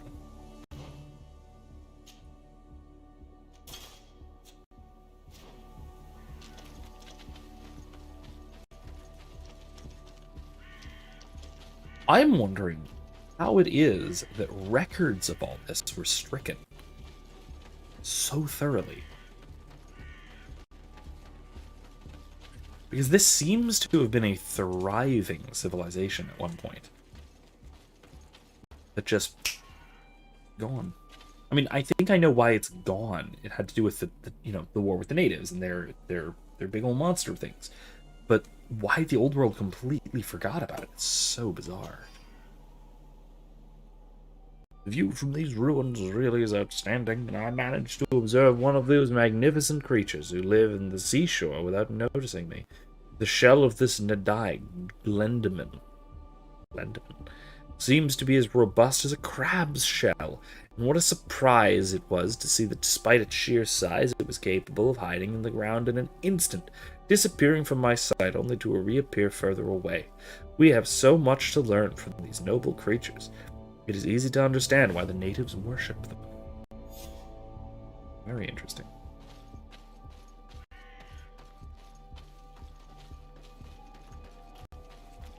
What else we got? Here's our camp. Alright. I explored this whole little area. Yeah, all that's left is up here.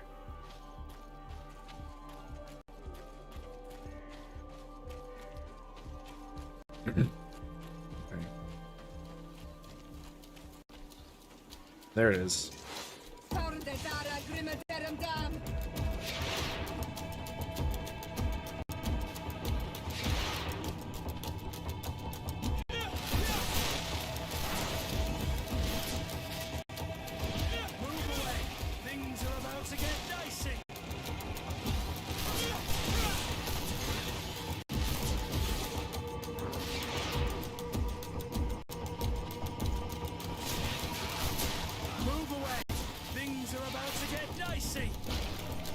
Oh, it stopped it midair.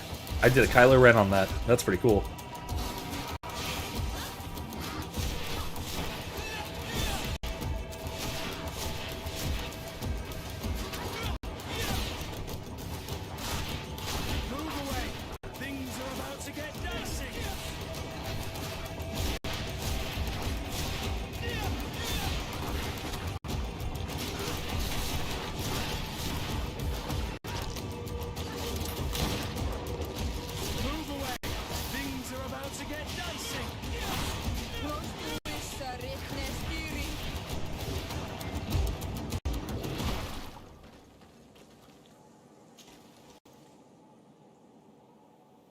He's a pearl from a prince of the seas.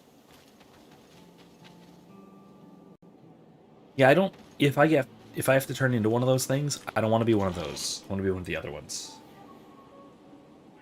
Yatagan. Maybe Siora can use that.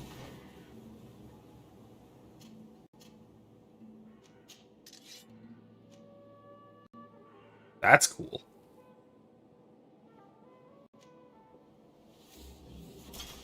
Yeah. Nice. Right? Not this one?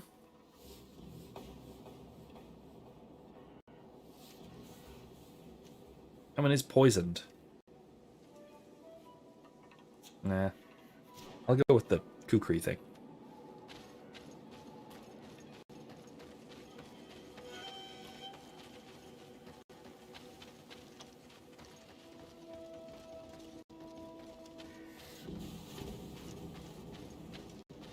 Hmm.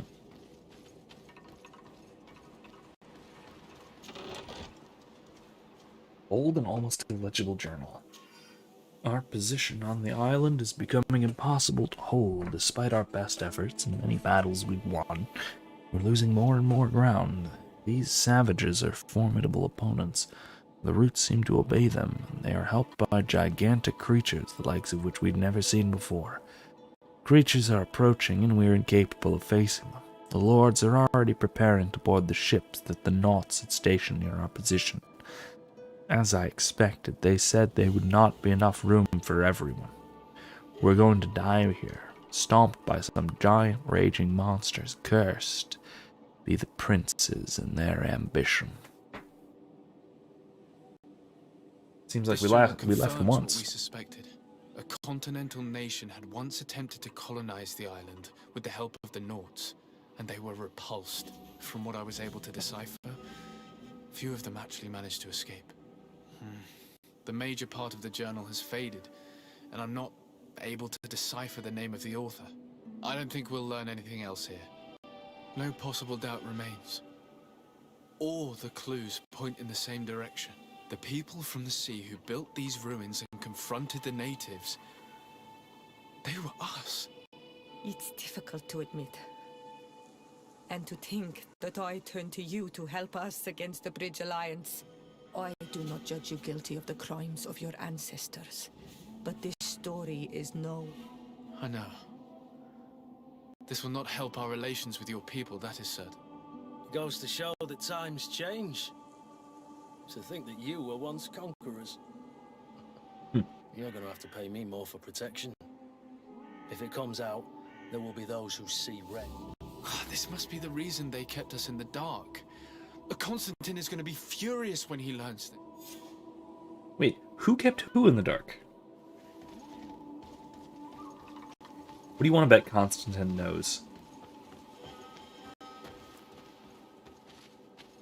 I bet Constantine knows.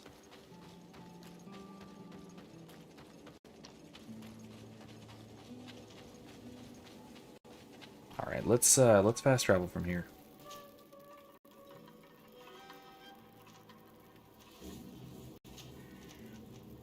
Go home. 12 hours though. Man.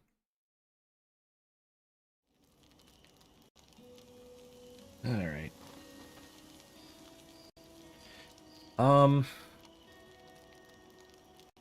Bringing carts fine. And Siora. Yeah, that'll work. That'll work. Get stuff to sell though. Oh, actually we have stuff to equip to people, don't we? Wait, what do I have to... Oh, I have a talent point.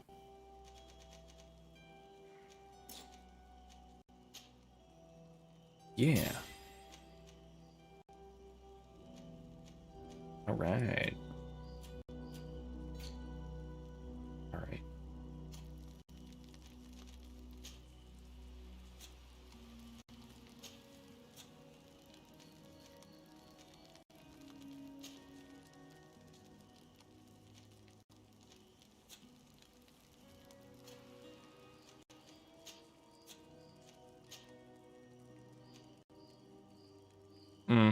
That looks ridiculous.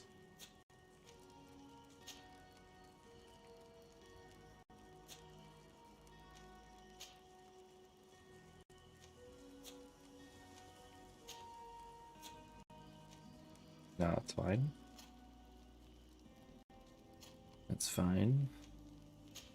I cannot believe this is still what I'm using. The cart. It's ridiculous.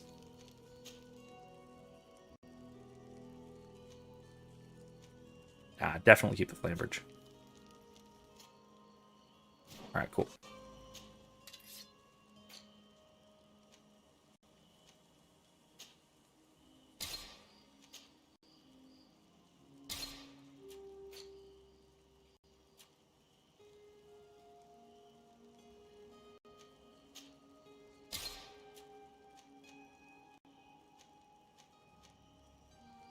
Ooh, adds to craftsmanship. Keep that. Marquis dueling gloves? Nah.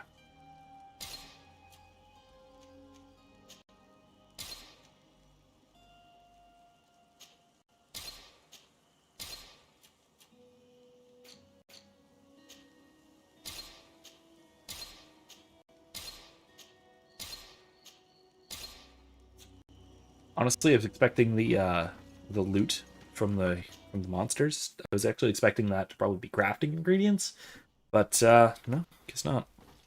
All right, skadoodle.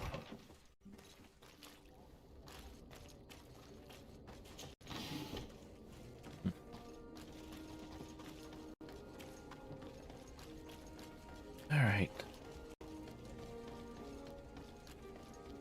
Let's go see Constantine.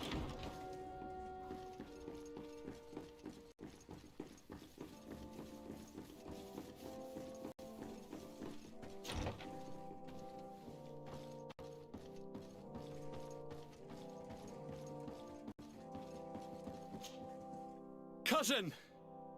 You have returned! How did things go? Oh, you don't look well. What's happened here? Nothing. Nothing terribly bad, in any case. I must have eaten something that's having trouble going through me. Seems to me that this illness has been lingering too long. Who prepares your meals? Are they safe? No one is poisoning me, dear cousin. We are far from court and their customs. It's nothing.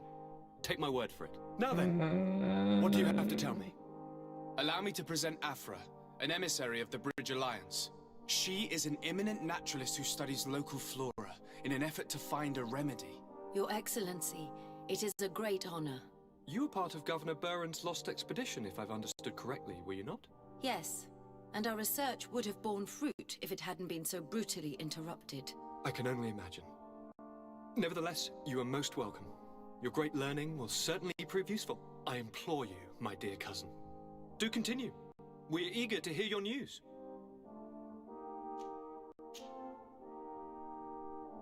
There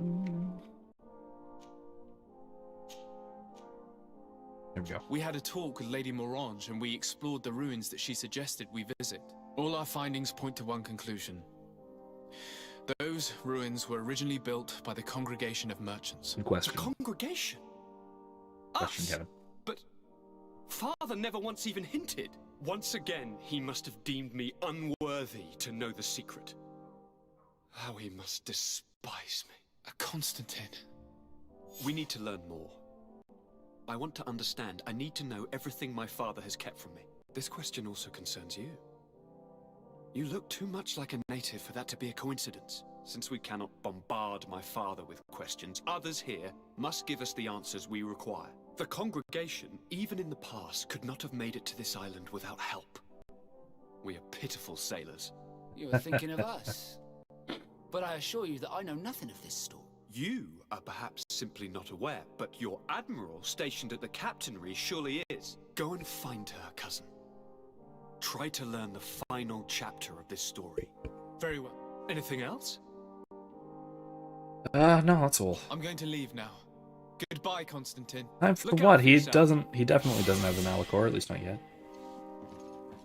He's beginning to show symptoms, but that's just bad. It's not awful. Okay, well, that's good.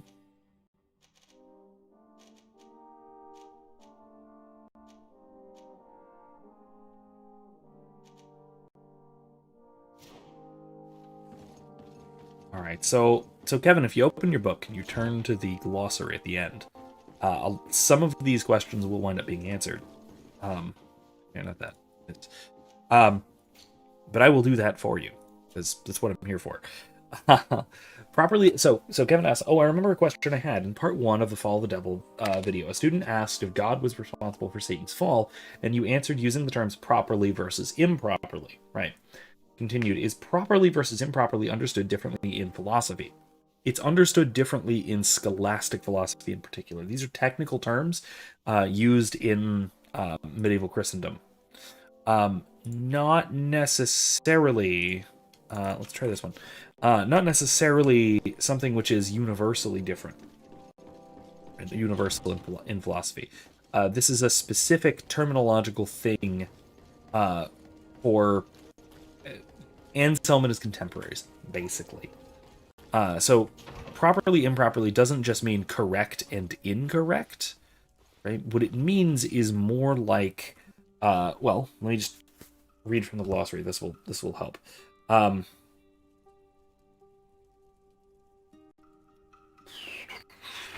we go. properly. A word is used properly when it is used strictly and literally, not loosely or in a way that is apt to be misleading or violates precise philosophical usage. For example, in De Veritate, in On Truth, Anselm says that nothing, or hardly anything, can be said of God properly. So, it's contrasted improperly here is more like analogical than it is wrong. Oh, you thought it was Doctor by the window. No, not yet. Don't, no. Desade, I'd like to discuss I want something Constantine with to you. be okay. I'm listening. My colleagues are only interested in the physiology of the islanders and consider everything else to be superstitions. However, if we want to understand how they are transforming, we need to take a look at their culture. The potions they drink, the dyes they use are surely the source of their physical changes. Why not talk about it with Siora? It seems to me that she would be the best one to help you.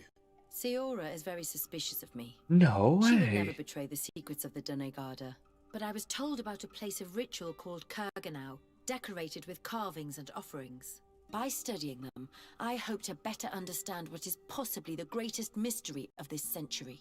But they call it a dangerous place and I cannot go alone. Will you accompany me?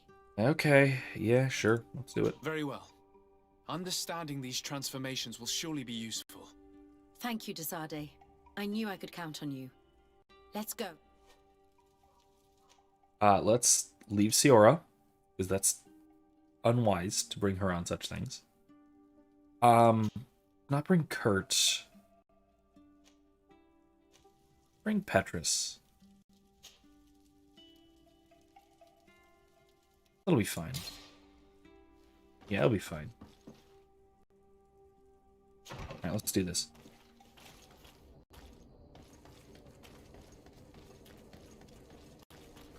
Alright. So does that help explain that distinction there? Alright, so something is... There we go. A good example of this, right, would be that when we say that we would say improperly, but truly, that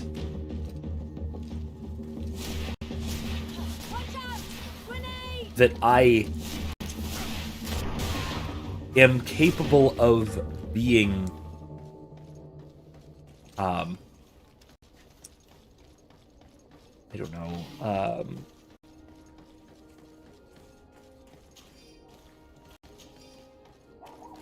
let's say I'm capable of being colder than I am. Right? I'm capable of getting cold, in other words. What this means is not that there is some kind of, right, properly speaking, not some kind of innate capacity that I have for my temperature to change, but rather that the temperature around me could change something about me. I could be enacted upon, or I could be acted upon, sorry.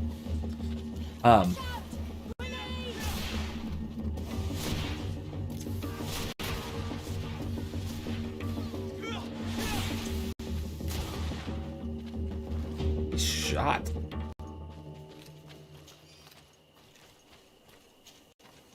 Right. To say that I could be acted upon, I'm capable of being acted upon, is not to say that I actually have a power. It's a passivity that I possess, but I can still say that I have it in an improper sense. Oh, I should bring Siora. Anything to do with the natives bring her and Afra for their dialogue with each other. Oh boy, that sounds fun. I will. All right, yeah, I will. I'll switch them out in the camp. Thank you for the advice.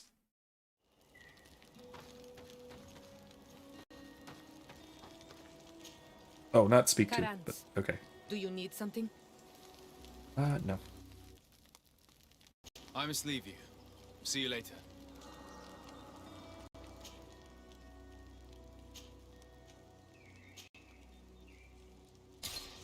I don't know, that just seemed unwise to me, given that Afra specifically said that that Siora will have a problem with this.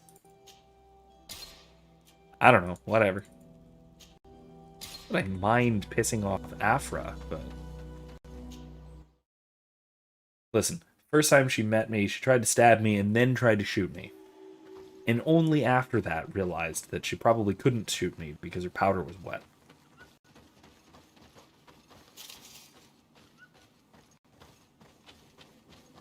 I mean, come on.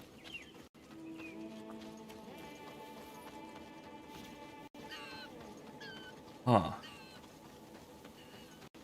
Ooh. Oh, I can just slide down there. Okay, cool. Can't get back up, but I can slide down there. That's fine.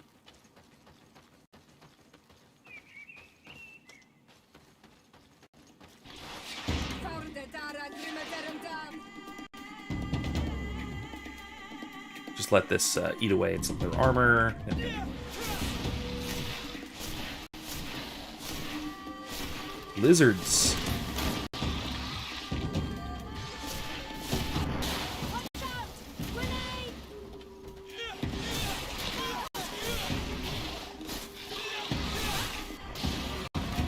Nice.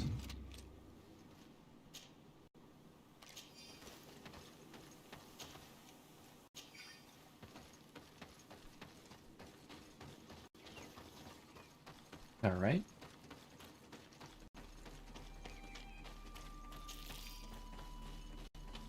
See, I kind of figured taking Siora on Afra's mission here would piss off Siora. And would make her not like me so much, but if that's not an issue, then hey, cool.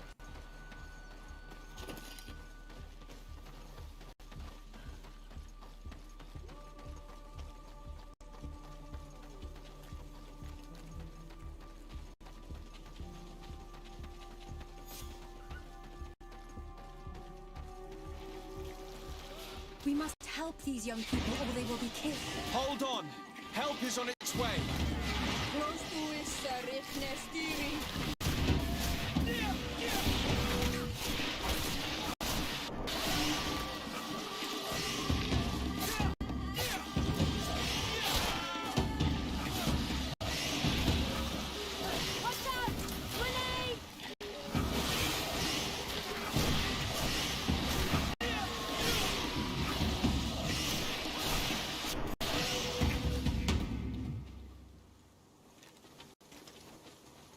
Okay.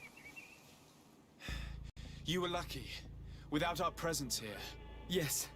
Blessed be the earth that has brought you to us at this time.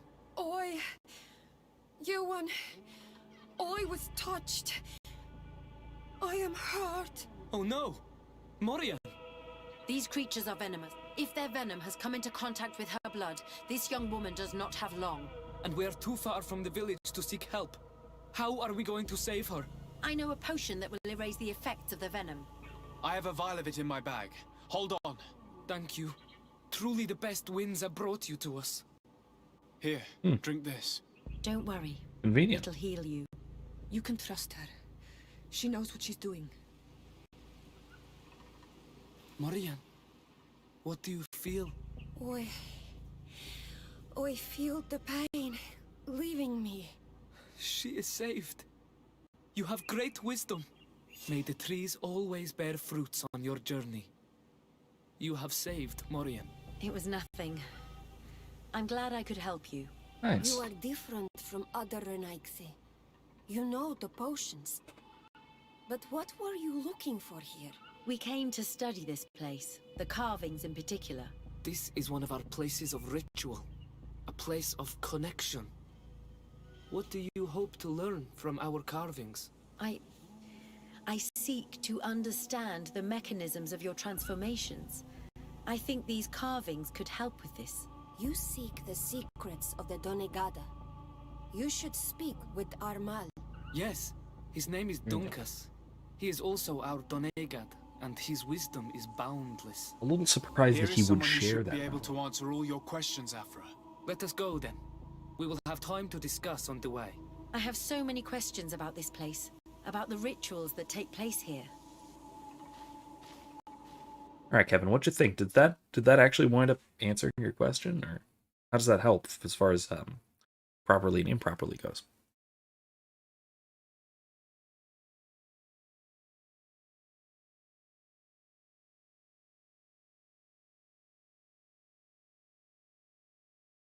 Bertir to ma, Donkas. These Renaixes saved my life. What happened? We were meditating at the sacred circle in Kerganau, and we were attacked. Morian was poisoned, and they gave her a potion. Really? We are not yet used to the Renaixes doing something without expecting something in return. You should go and meditate now. I have to talk to them. They are different from the others. Oh, I'm sure of it. I hear your gratitude, Morian. It honors you. Now go. Leave us. My name is Desardet. I am the legate of the merchant congregation. And I am Dunkas, the Marl of the Gigidor, and also his Donegad. Your face markings designate you as one of ours, yet you are a Lugaid Blau.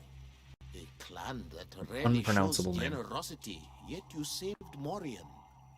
I thank you for this. Please, we couldn't let her die without doing anything. This feeling brings you honor. But what were you doing near our sacred circle in Kerganau? It was me who led my friends there. I was hoping to study the circle to better understand your culture. Loyans always want the same thing. They covet our secrets to better steal our land, to better hurt our children. Calm now. Perhaps this lioness is different from the other. Maybe we were wrong about them too. I'm not trying to conquer your island, let alone hurt anyone. I just want to know. A noble quest that could perhaps bring peace, but to which I cannot answer alone. I cannot reveal such secrets without seeking advice from the Order Donegad. But in order to thank you for saving one of our daughters, stay with us tonight. Eat and celebrate life. Maybe by sharing this joyous moment, you will learn something. We accept your invitation. Isn't that right, Desardet? Of course. Thank you for welcoming us, Dunkas. Nice. Okay.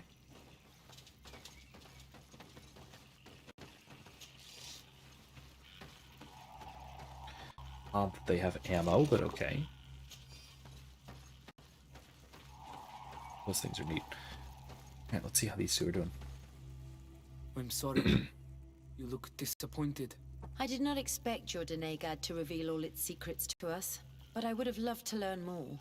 Perhaps you should be patient.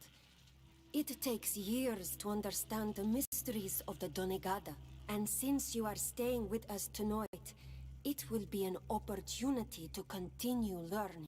That's what I hope. Thank you for welcoming us tonight. We had a good time. Yes. It was very enlightening. We are glad that you stayed with us. We too have learned from you. Your face brims with thoughts, Afra. Is something wrong? It's nothing. Probably just tiredness. We should all rest. It has been a long day. May your dreams be wonderful. Good night. May the moon watch over your dreams. Is something wrong? Dunkas wasn't here tonight, yet he's the one who invited us to stay. I also saw one of the elders sneaking out of the village. You think they're hiding something from us? I don't know. But since they don't want to share their knowledge with us, let's try to follow them. I don't like it one bit, Afra. If the elders and Dunkas are gone, then we have no right to follow them. In that case, why don't you explain where the transformation comes from? It's not something that can be explained that easily. You have to believe to understand. You are not capable. I see. So we will discreetly follow these people, since this is the price of knowing. Darn it! Darn it! That's what I was worried about. Sierra doesn't like me now.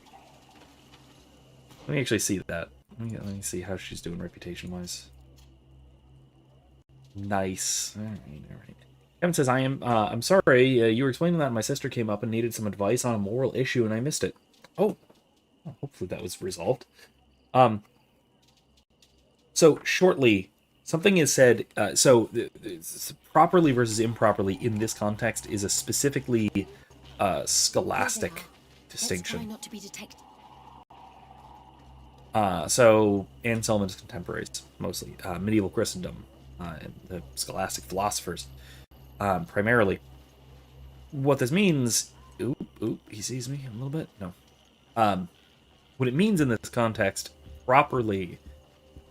this isn't universal for philosophy, so this isn't everything. Not everywhere.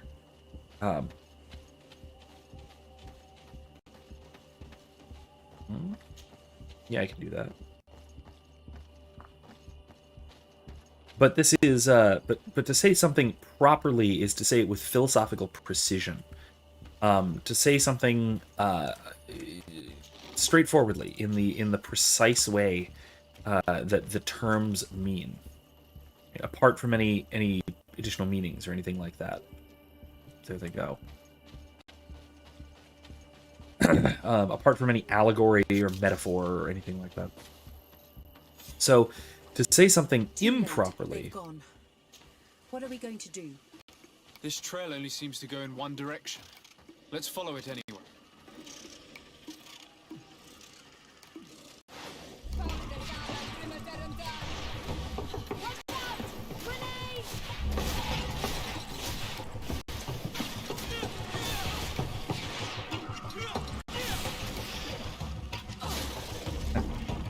Nice hit. We failed to follow them because I goofed it a little bit. That's okay. But to say something properly is to say it with philosophical precision, not any kind of analogy, not any kind of nothing like that. Right?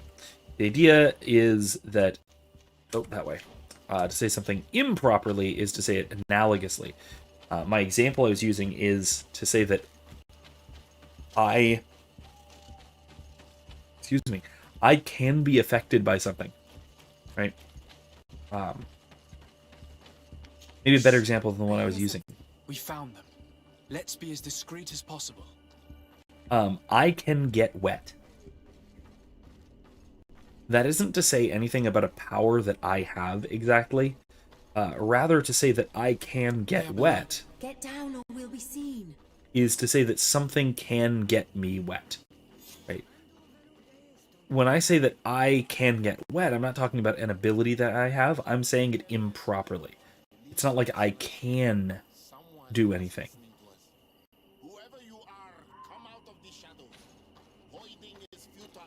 Forgive us. We did not intend Or to like interrupt. Desardet, can be seen is not to say that he has the power of visibility. No, it's that Duncas can see him. So it would be improper to say that he has that he can be seen. We're sorry. Something like that. We didn't mean to interrupt your conversation. We need answers, so we followed your elder. I never thought I would see you like this, hiding in the bushes, spying on your elder's daughter of Bladnit.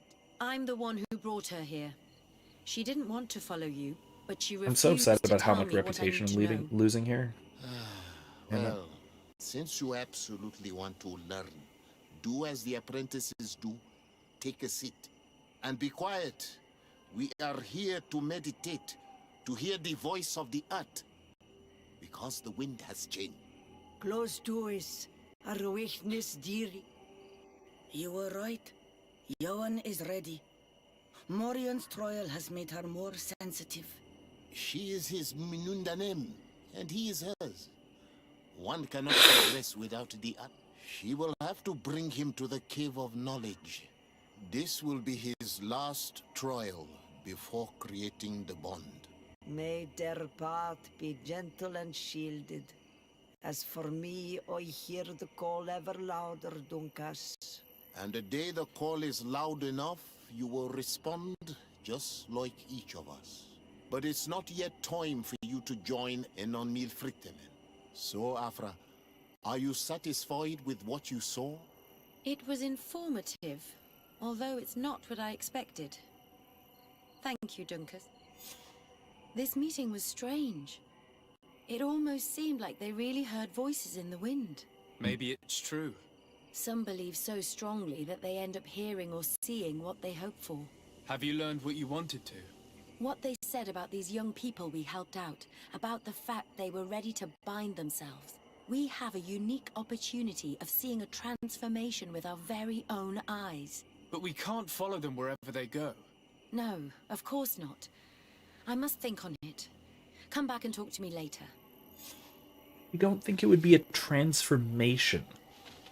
If anything, we would be following them to their being marked as Onol Manawi? If I had to guess. Something like that? I don't know, it's unclear, but the whole point of it is that it's unclear. It's all very mysterious. Ooh, jeez. Nice.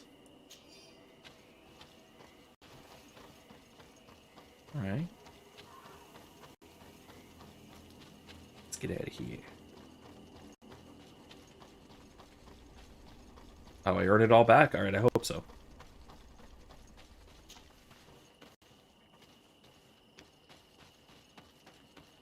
Alright.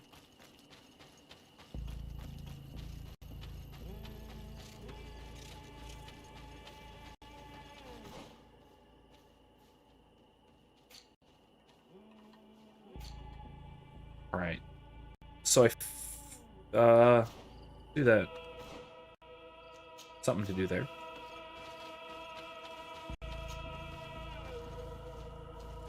Before we head back.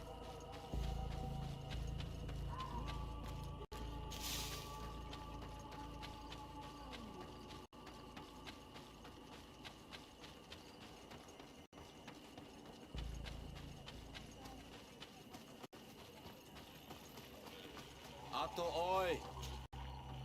Bird tear to mud. Thank you for coming to talk to me. You are Onol Manawi, but you also look like a Lugaid Blau. Lugaid Blau? Is that what you call the congregation? Yes. Those who have yellow eyes on their banner. They're coins. But to answer your question, yes. I'm the legate of the congregation. Is legate the Renaigse word for Onol Manawi? No. It means that I'm in charge of diplomatic relationships with the other nations. So I was right. You will be able to help us. Some of your clan are preventing us from accessing one of our sacred glades. Really? Why would they do that? Several seasons ago, some men from your clan came to ask us for wood for their houses. There were some old trees in this glade, so we let them do what they wanted. At first, everything was fine. But then they cut down too many trees. So we wanted to heal the place, plant some new trees. But they won't let us come close. Their bod irony, their warriors, are stopping us from doing so. I could investigate. Yes, please. You must tell them that they have to let us heal the glade. Alright, well, let's do that. We don't have a ton of time tonight, so we're probably just going to do try and do a couple of side quests and things before we actually get into the next big main quest stuff. We'll start next time with that. I'm going to guess that there is a campsite up here. That's what that was. No. Ooh, there's a skill point. Even better.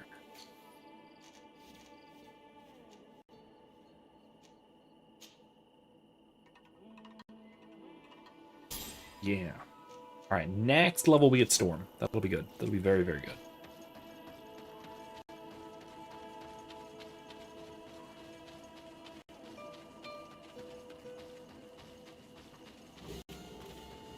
Okay. Nice. Fire pit thing. Alright.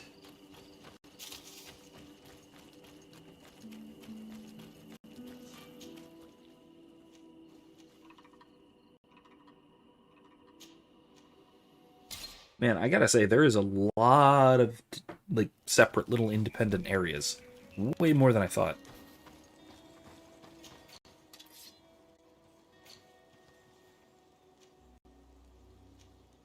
I really like that.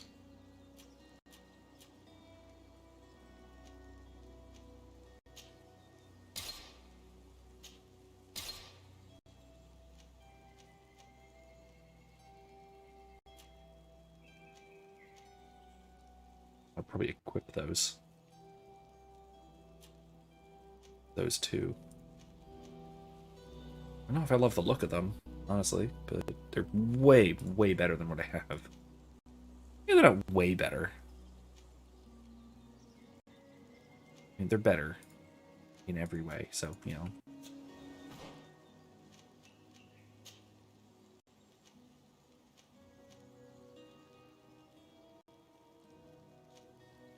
I'm gonna keep the Major's Gauntlets, actually.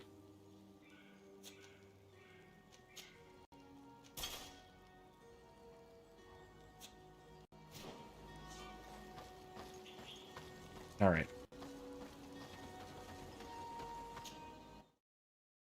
It's fine for now.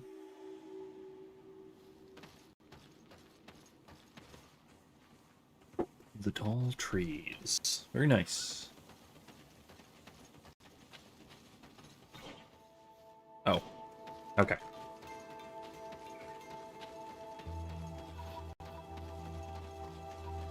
Very nice. Pinewood Forest type thing.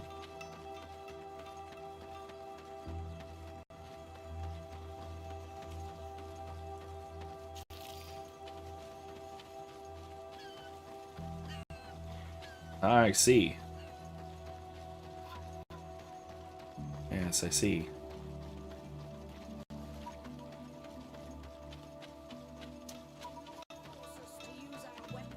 We do not want to shed blood. We want to give life back to the air. What's All right, happening here we here, go. soldier? These islanders want to enter a plot of land that belongs to the congregate. They are denying us access to the glade. We must heal it. Otherwise, this land will die. I am sorry, but we cannot let you enter this area. But we only want to plant some new trees. Bring life back. These people are fanatics, Your Excellency. Several woodcutters died last night, and I'm willing to bet that these savages had a hand in it. You are killing the earth, so it kills you in return. All of you are cursed. Shut it, you savage! De Sardet, I'm the legate of the merchant congregation on this island. I came to shed light Did they on this kill affair. people? You said that some woodcutters died. Aye, they fell sick and died a few hours. Well, the camp doctor will be able to tell you more about it. You'll find him in the barracks right here. Thank you, soldier. I'll go see him. Okay, let's go Please, see Your to that real quick. Excellency, you may come in. No, not yet. Do not force us to use our weapon. We do not want to shed blood. We want to give life back. Hello, Doctor. I am the legate of the congregation. I was told about the disputes caused by this camp, and a soldier told me that several woodcutters died recently. Yes. They got sick yesterday afternoon, and a few hours later they were dead. I couldn't do anything except watch them writhing in pain. None of my remedies work. If seeing corpses doesn't bother you, you can come and see the bodies. They're here. I hope that whatever killed them is not contagious. Good thing to hope. These poor woodcutters look like they've suffered. This one has a swollen tongue, blood at the corner of the mouth. There are some peculiar red patches on the bodies. His eyes are bloodshot. This man choked to death. Okay. Strong smell of ammonia. The entrails must have been perforated. The appearance of Jesus. these bodies and the smell emanating from their mouths leaves me in no doubt. They were poisoned. That this doctor could have believed that this was simply an illness is beyond. I can't see anything else of interest. So, what do you think? Do you recognize their disease? They didn't die of disease. They were poisoned. There's no doubt about it. You're probably right. But I've heard these savages talking so much about curses, so I thought it must be a mysterious disease, rather than seeing what was before my eyes. But how could these That's three suspicious. be poisoned? I'm not sure. Do their symptoms not point to anything? No. I've never seen such a deadly poison with these symptoms. Okay. Have you noticed anyone unusual here? Unusual? No. You don't seem completely sure of yourself. Nobody could have just slipped in. No, I assure you. The last ones to pass by here were the hunters who delivered us game 2 days ago. Hunters? Natives who bring us game regularly in exchange for knickknacks. But they've been restocking us for months. I struggle to believe that they're involved. Well, we'll see what they have to say. Where can I find them? They usually hunt on the edge of the wood that leads to this camp. Okay, then. Well, that helps.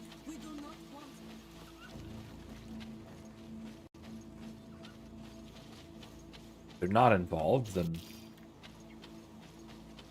they might know what's going on.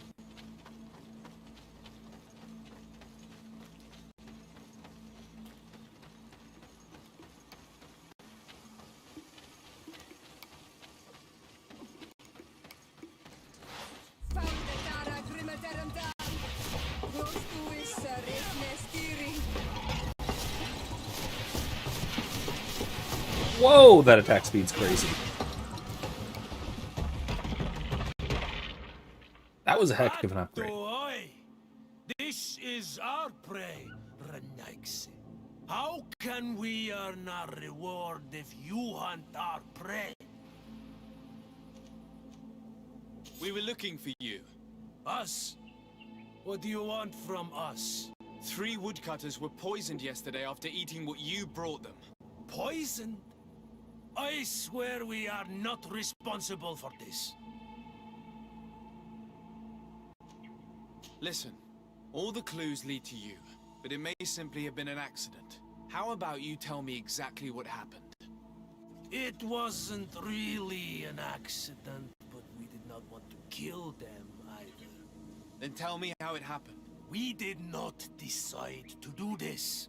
We were trading beautiful things with the camp. But the elder said that we would be traitors to our clan if we let the woodcutters cut down all the trees. Which elder? One of the old men from Vigigidor, our village. He is very angry because we cannot heal the glade. He gave us the meat of an andrig killed by a venomous dosentat. Its flesh is perfectly edible when prepared with certain berries. But without them, eating it would be lethal. And since the Renaigse invaded our forest, these berries are nowhere to be found. He wanted it to be a lesson for them, so that they may understand that their destruction brings death. I will not hold you responsible, but from now on you will no longer bring meat to this camp. You are the instruments of a hateful old man's vengeance. And I'm under the impression that there will be even more deaths if I do not get to the root of this problem. The Vegigido elder thought it best to take vengeance into his own hands. I understand his anger, but Dunkus would not approve of this. He would say that bloodshed only leads to more bloodshed, and he wouldn't be wrong. This whole thing could turn into an open war. We cannot let that happen. Sir de Corsillon will be able to give some advice on how to solve this property conflict, without violence. Hey, our old mentor, huh?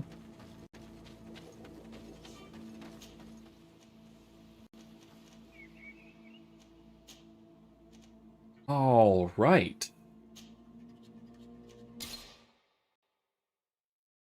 We're just like traveling all over this island. Very rapidly. Oh, I need to help Afra more? Next time.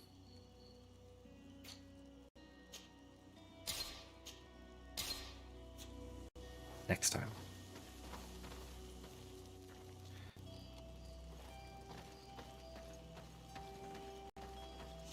Okay. We're running low on time when it comes to helping everybody out.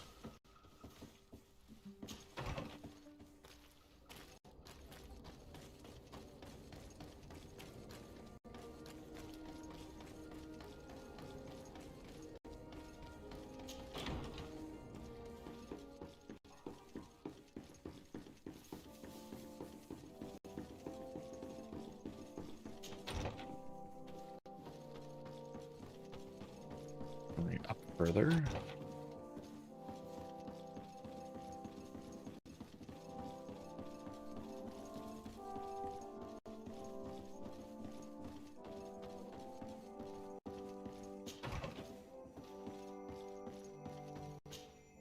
Sir de Corsilion. Decidez, my young student, what can I do for you?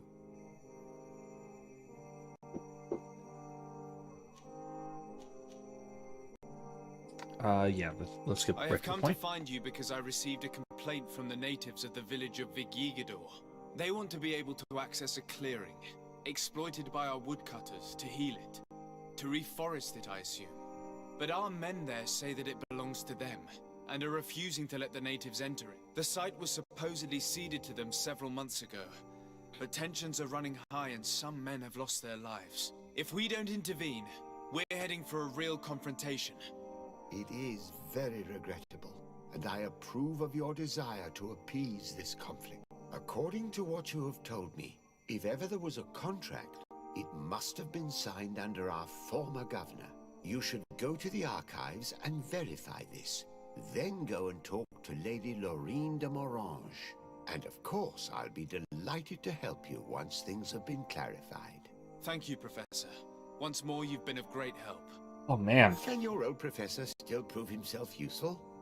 Yeah, not just now. Looking I forward think, to seeing you again, actually, Sir de Corsilion. I actually think I'm going to wrap a little bit early tonight. I am getting to be rather tired, and I have still some prep to do for the morning. I'll head downstairs first, and then I think we'll wrap it for the night. Stick around in here for now. All right, so yeah, like I said, I'm gonna wrap it a little bit early tonight. I'll put some stuff in the description that I've mentioned, both my my series on Ansem's Philosophical Dialogues, as well as the promised link, assuming I can find it, to Dr. Williams' essay, Ansem's Quiet Radicalism. So hopefully that will be that'll be interesting and helpful for you guys. And then stay tuned this week as well. We're going to be finishing our discussion of On the Fall of the Devil, so that should be really helpful and really wrap things up nicely. All right. Yeah, we had a fantastic discussion. Thanks, Kevin. You were keeping things going very, very well. So, hopefully, you'll join me again on Thursday as we continue Dragon Age Inquisition. We had a great start last week, and we are going nice and strong, establishing our Inquisition and starting to get a feel for the world. Then, next Monday, we're picking up right here as we continue in Greedfall. All right. Like I said, that's all the time I have for tonight. Do that before we leave. Thank you all for joining me. I'll see you all next time. Good night.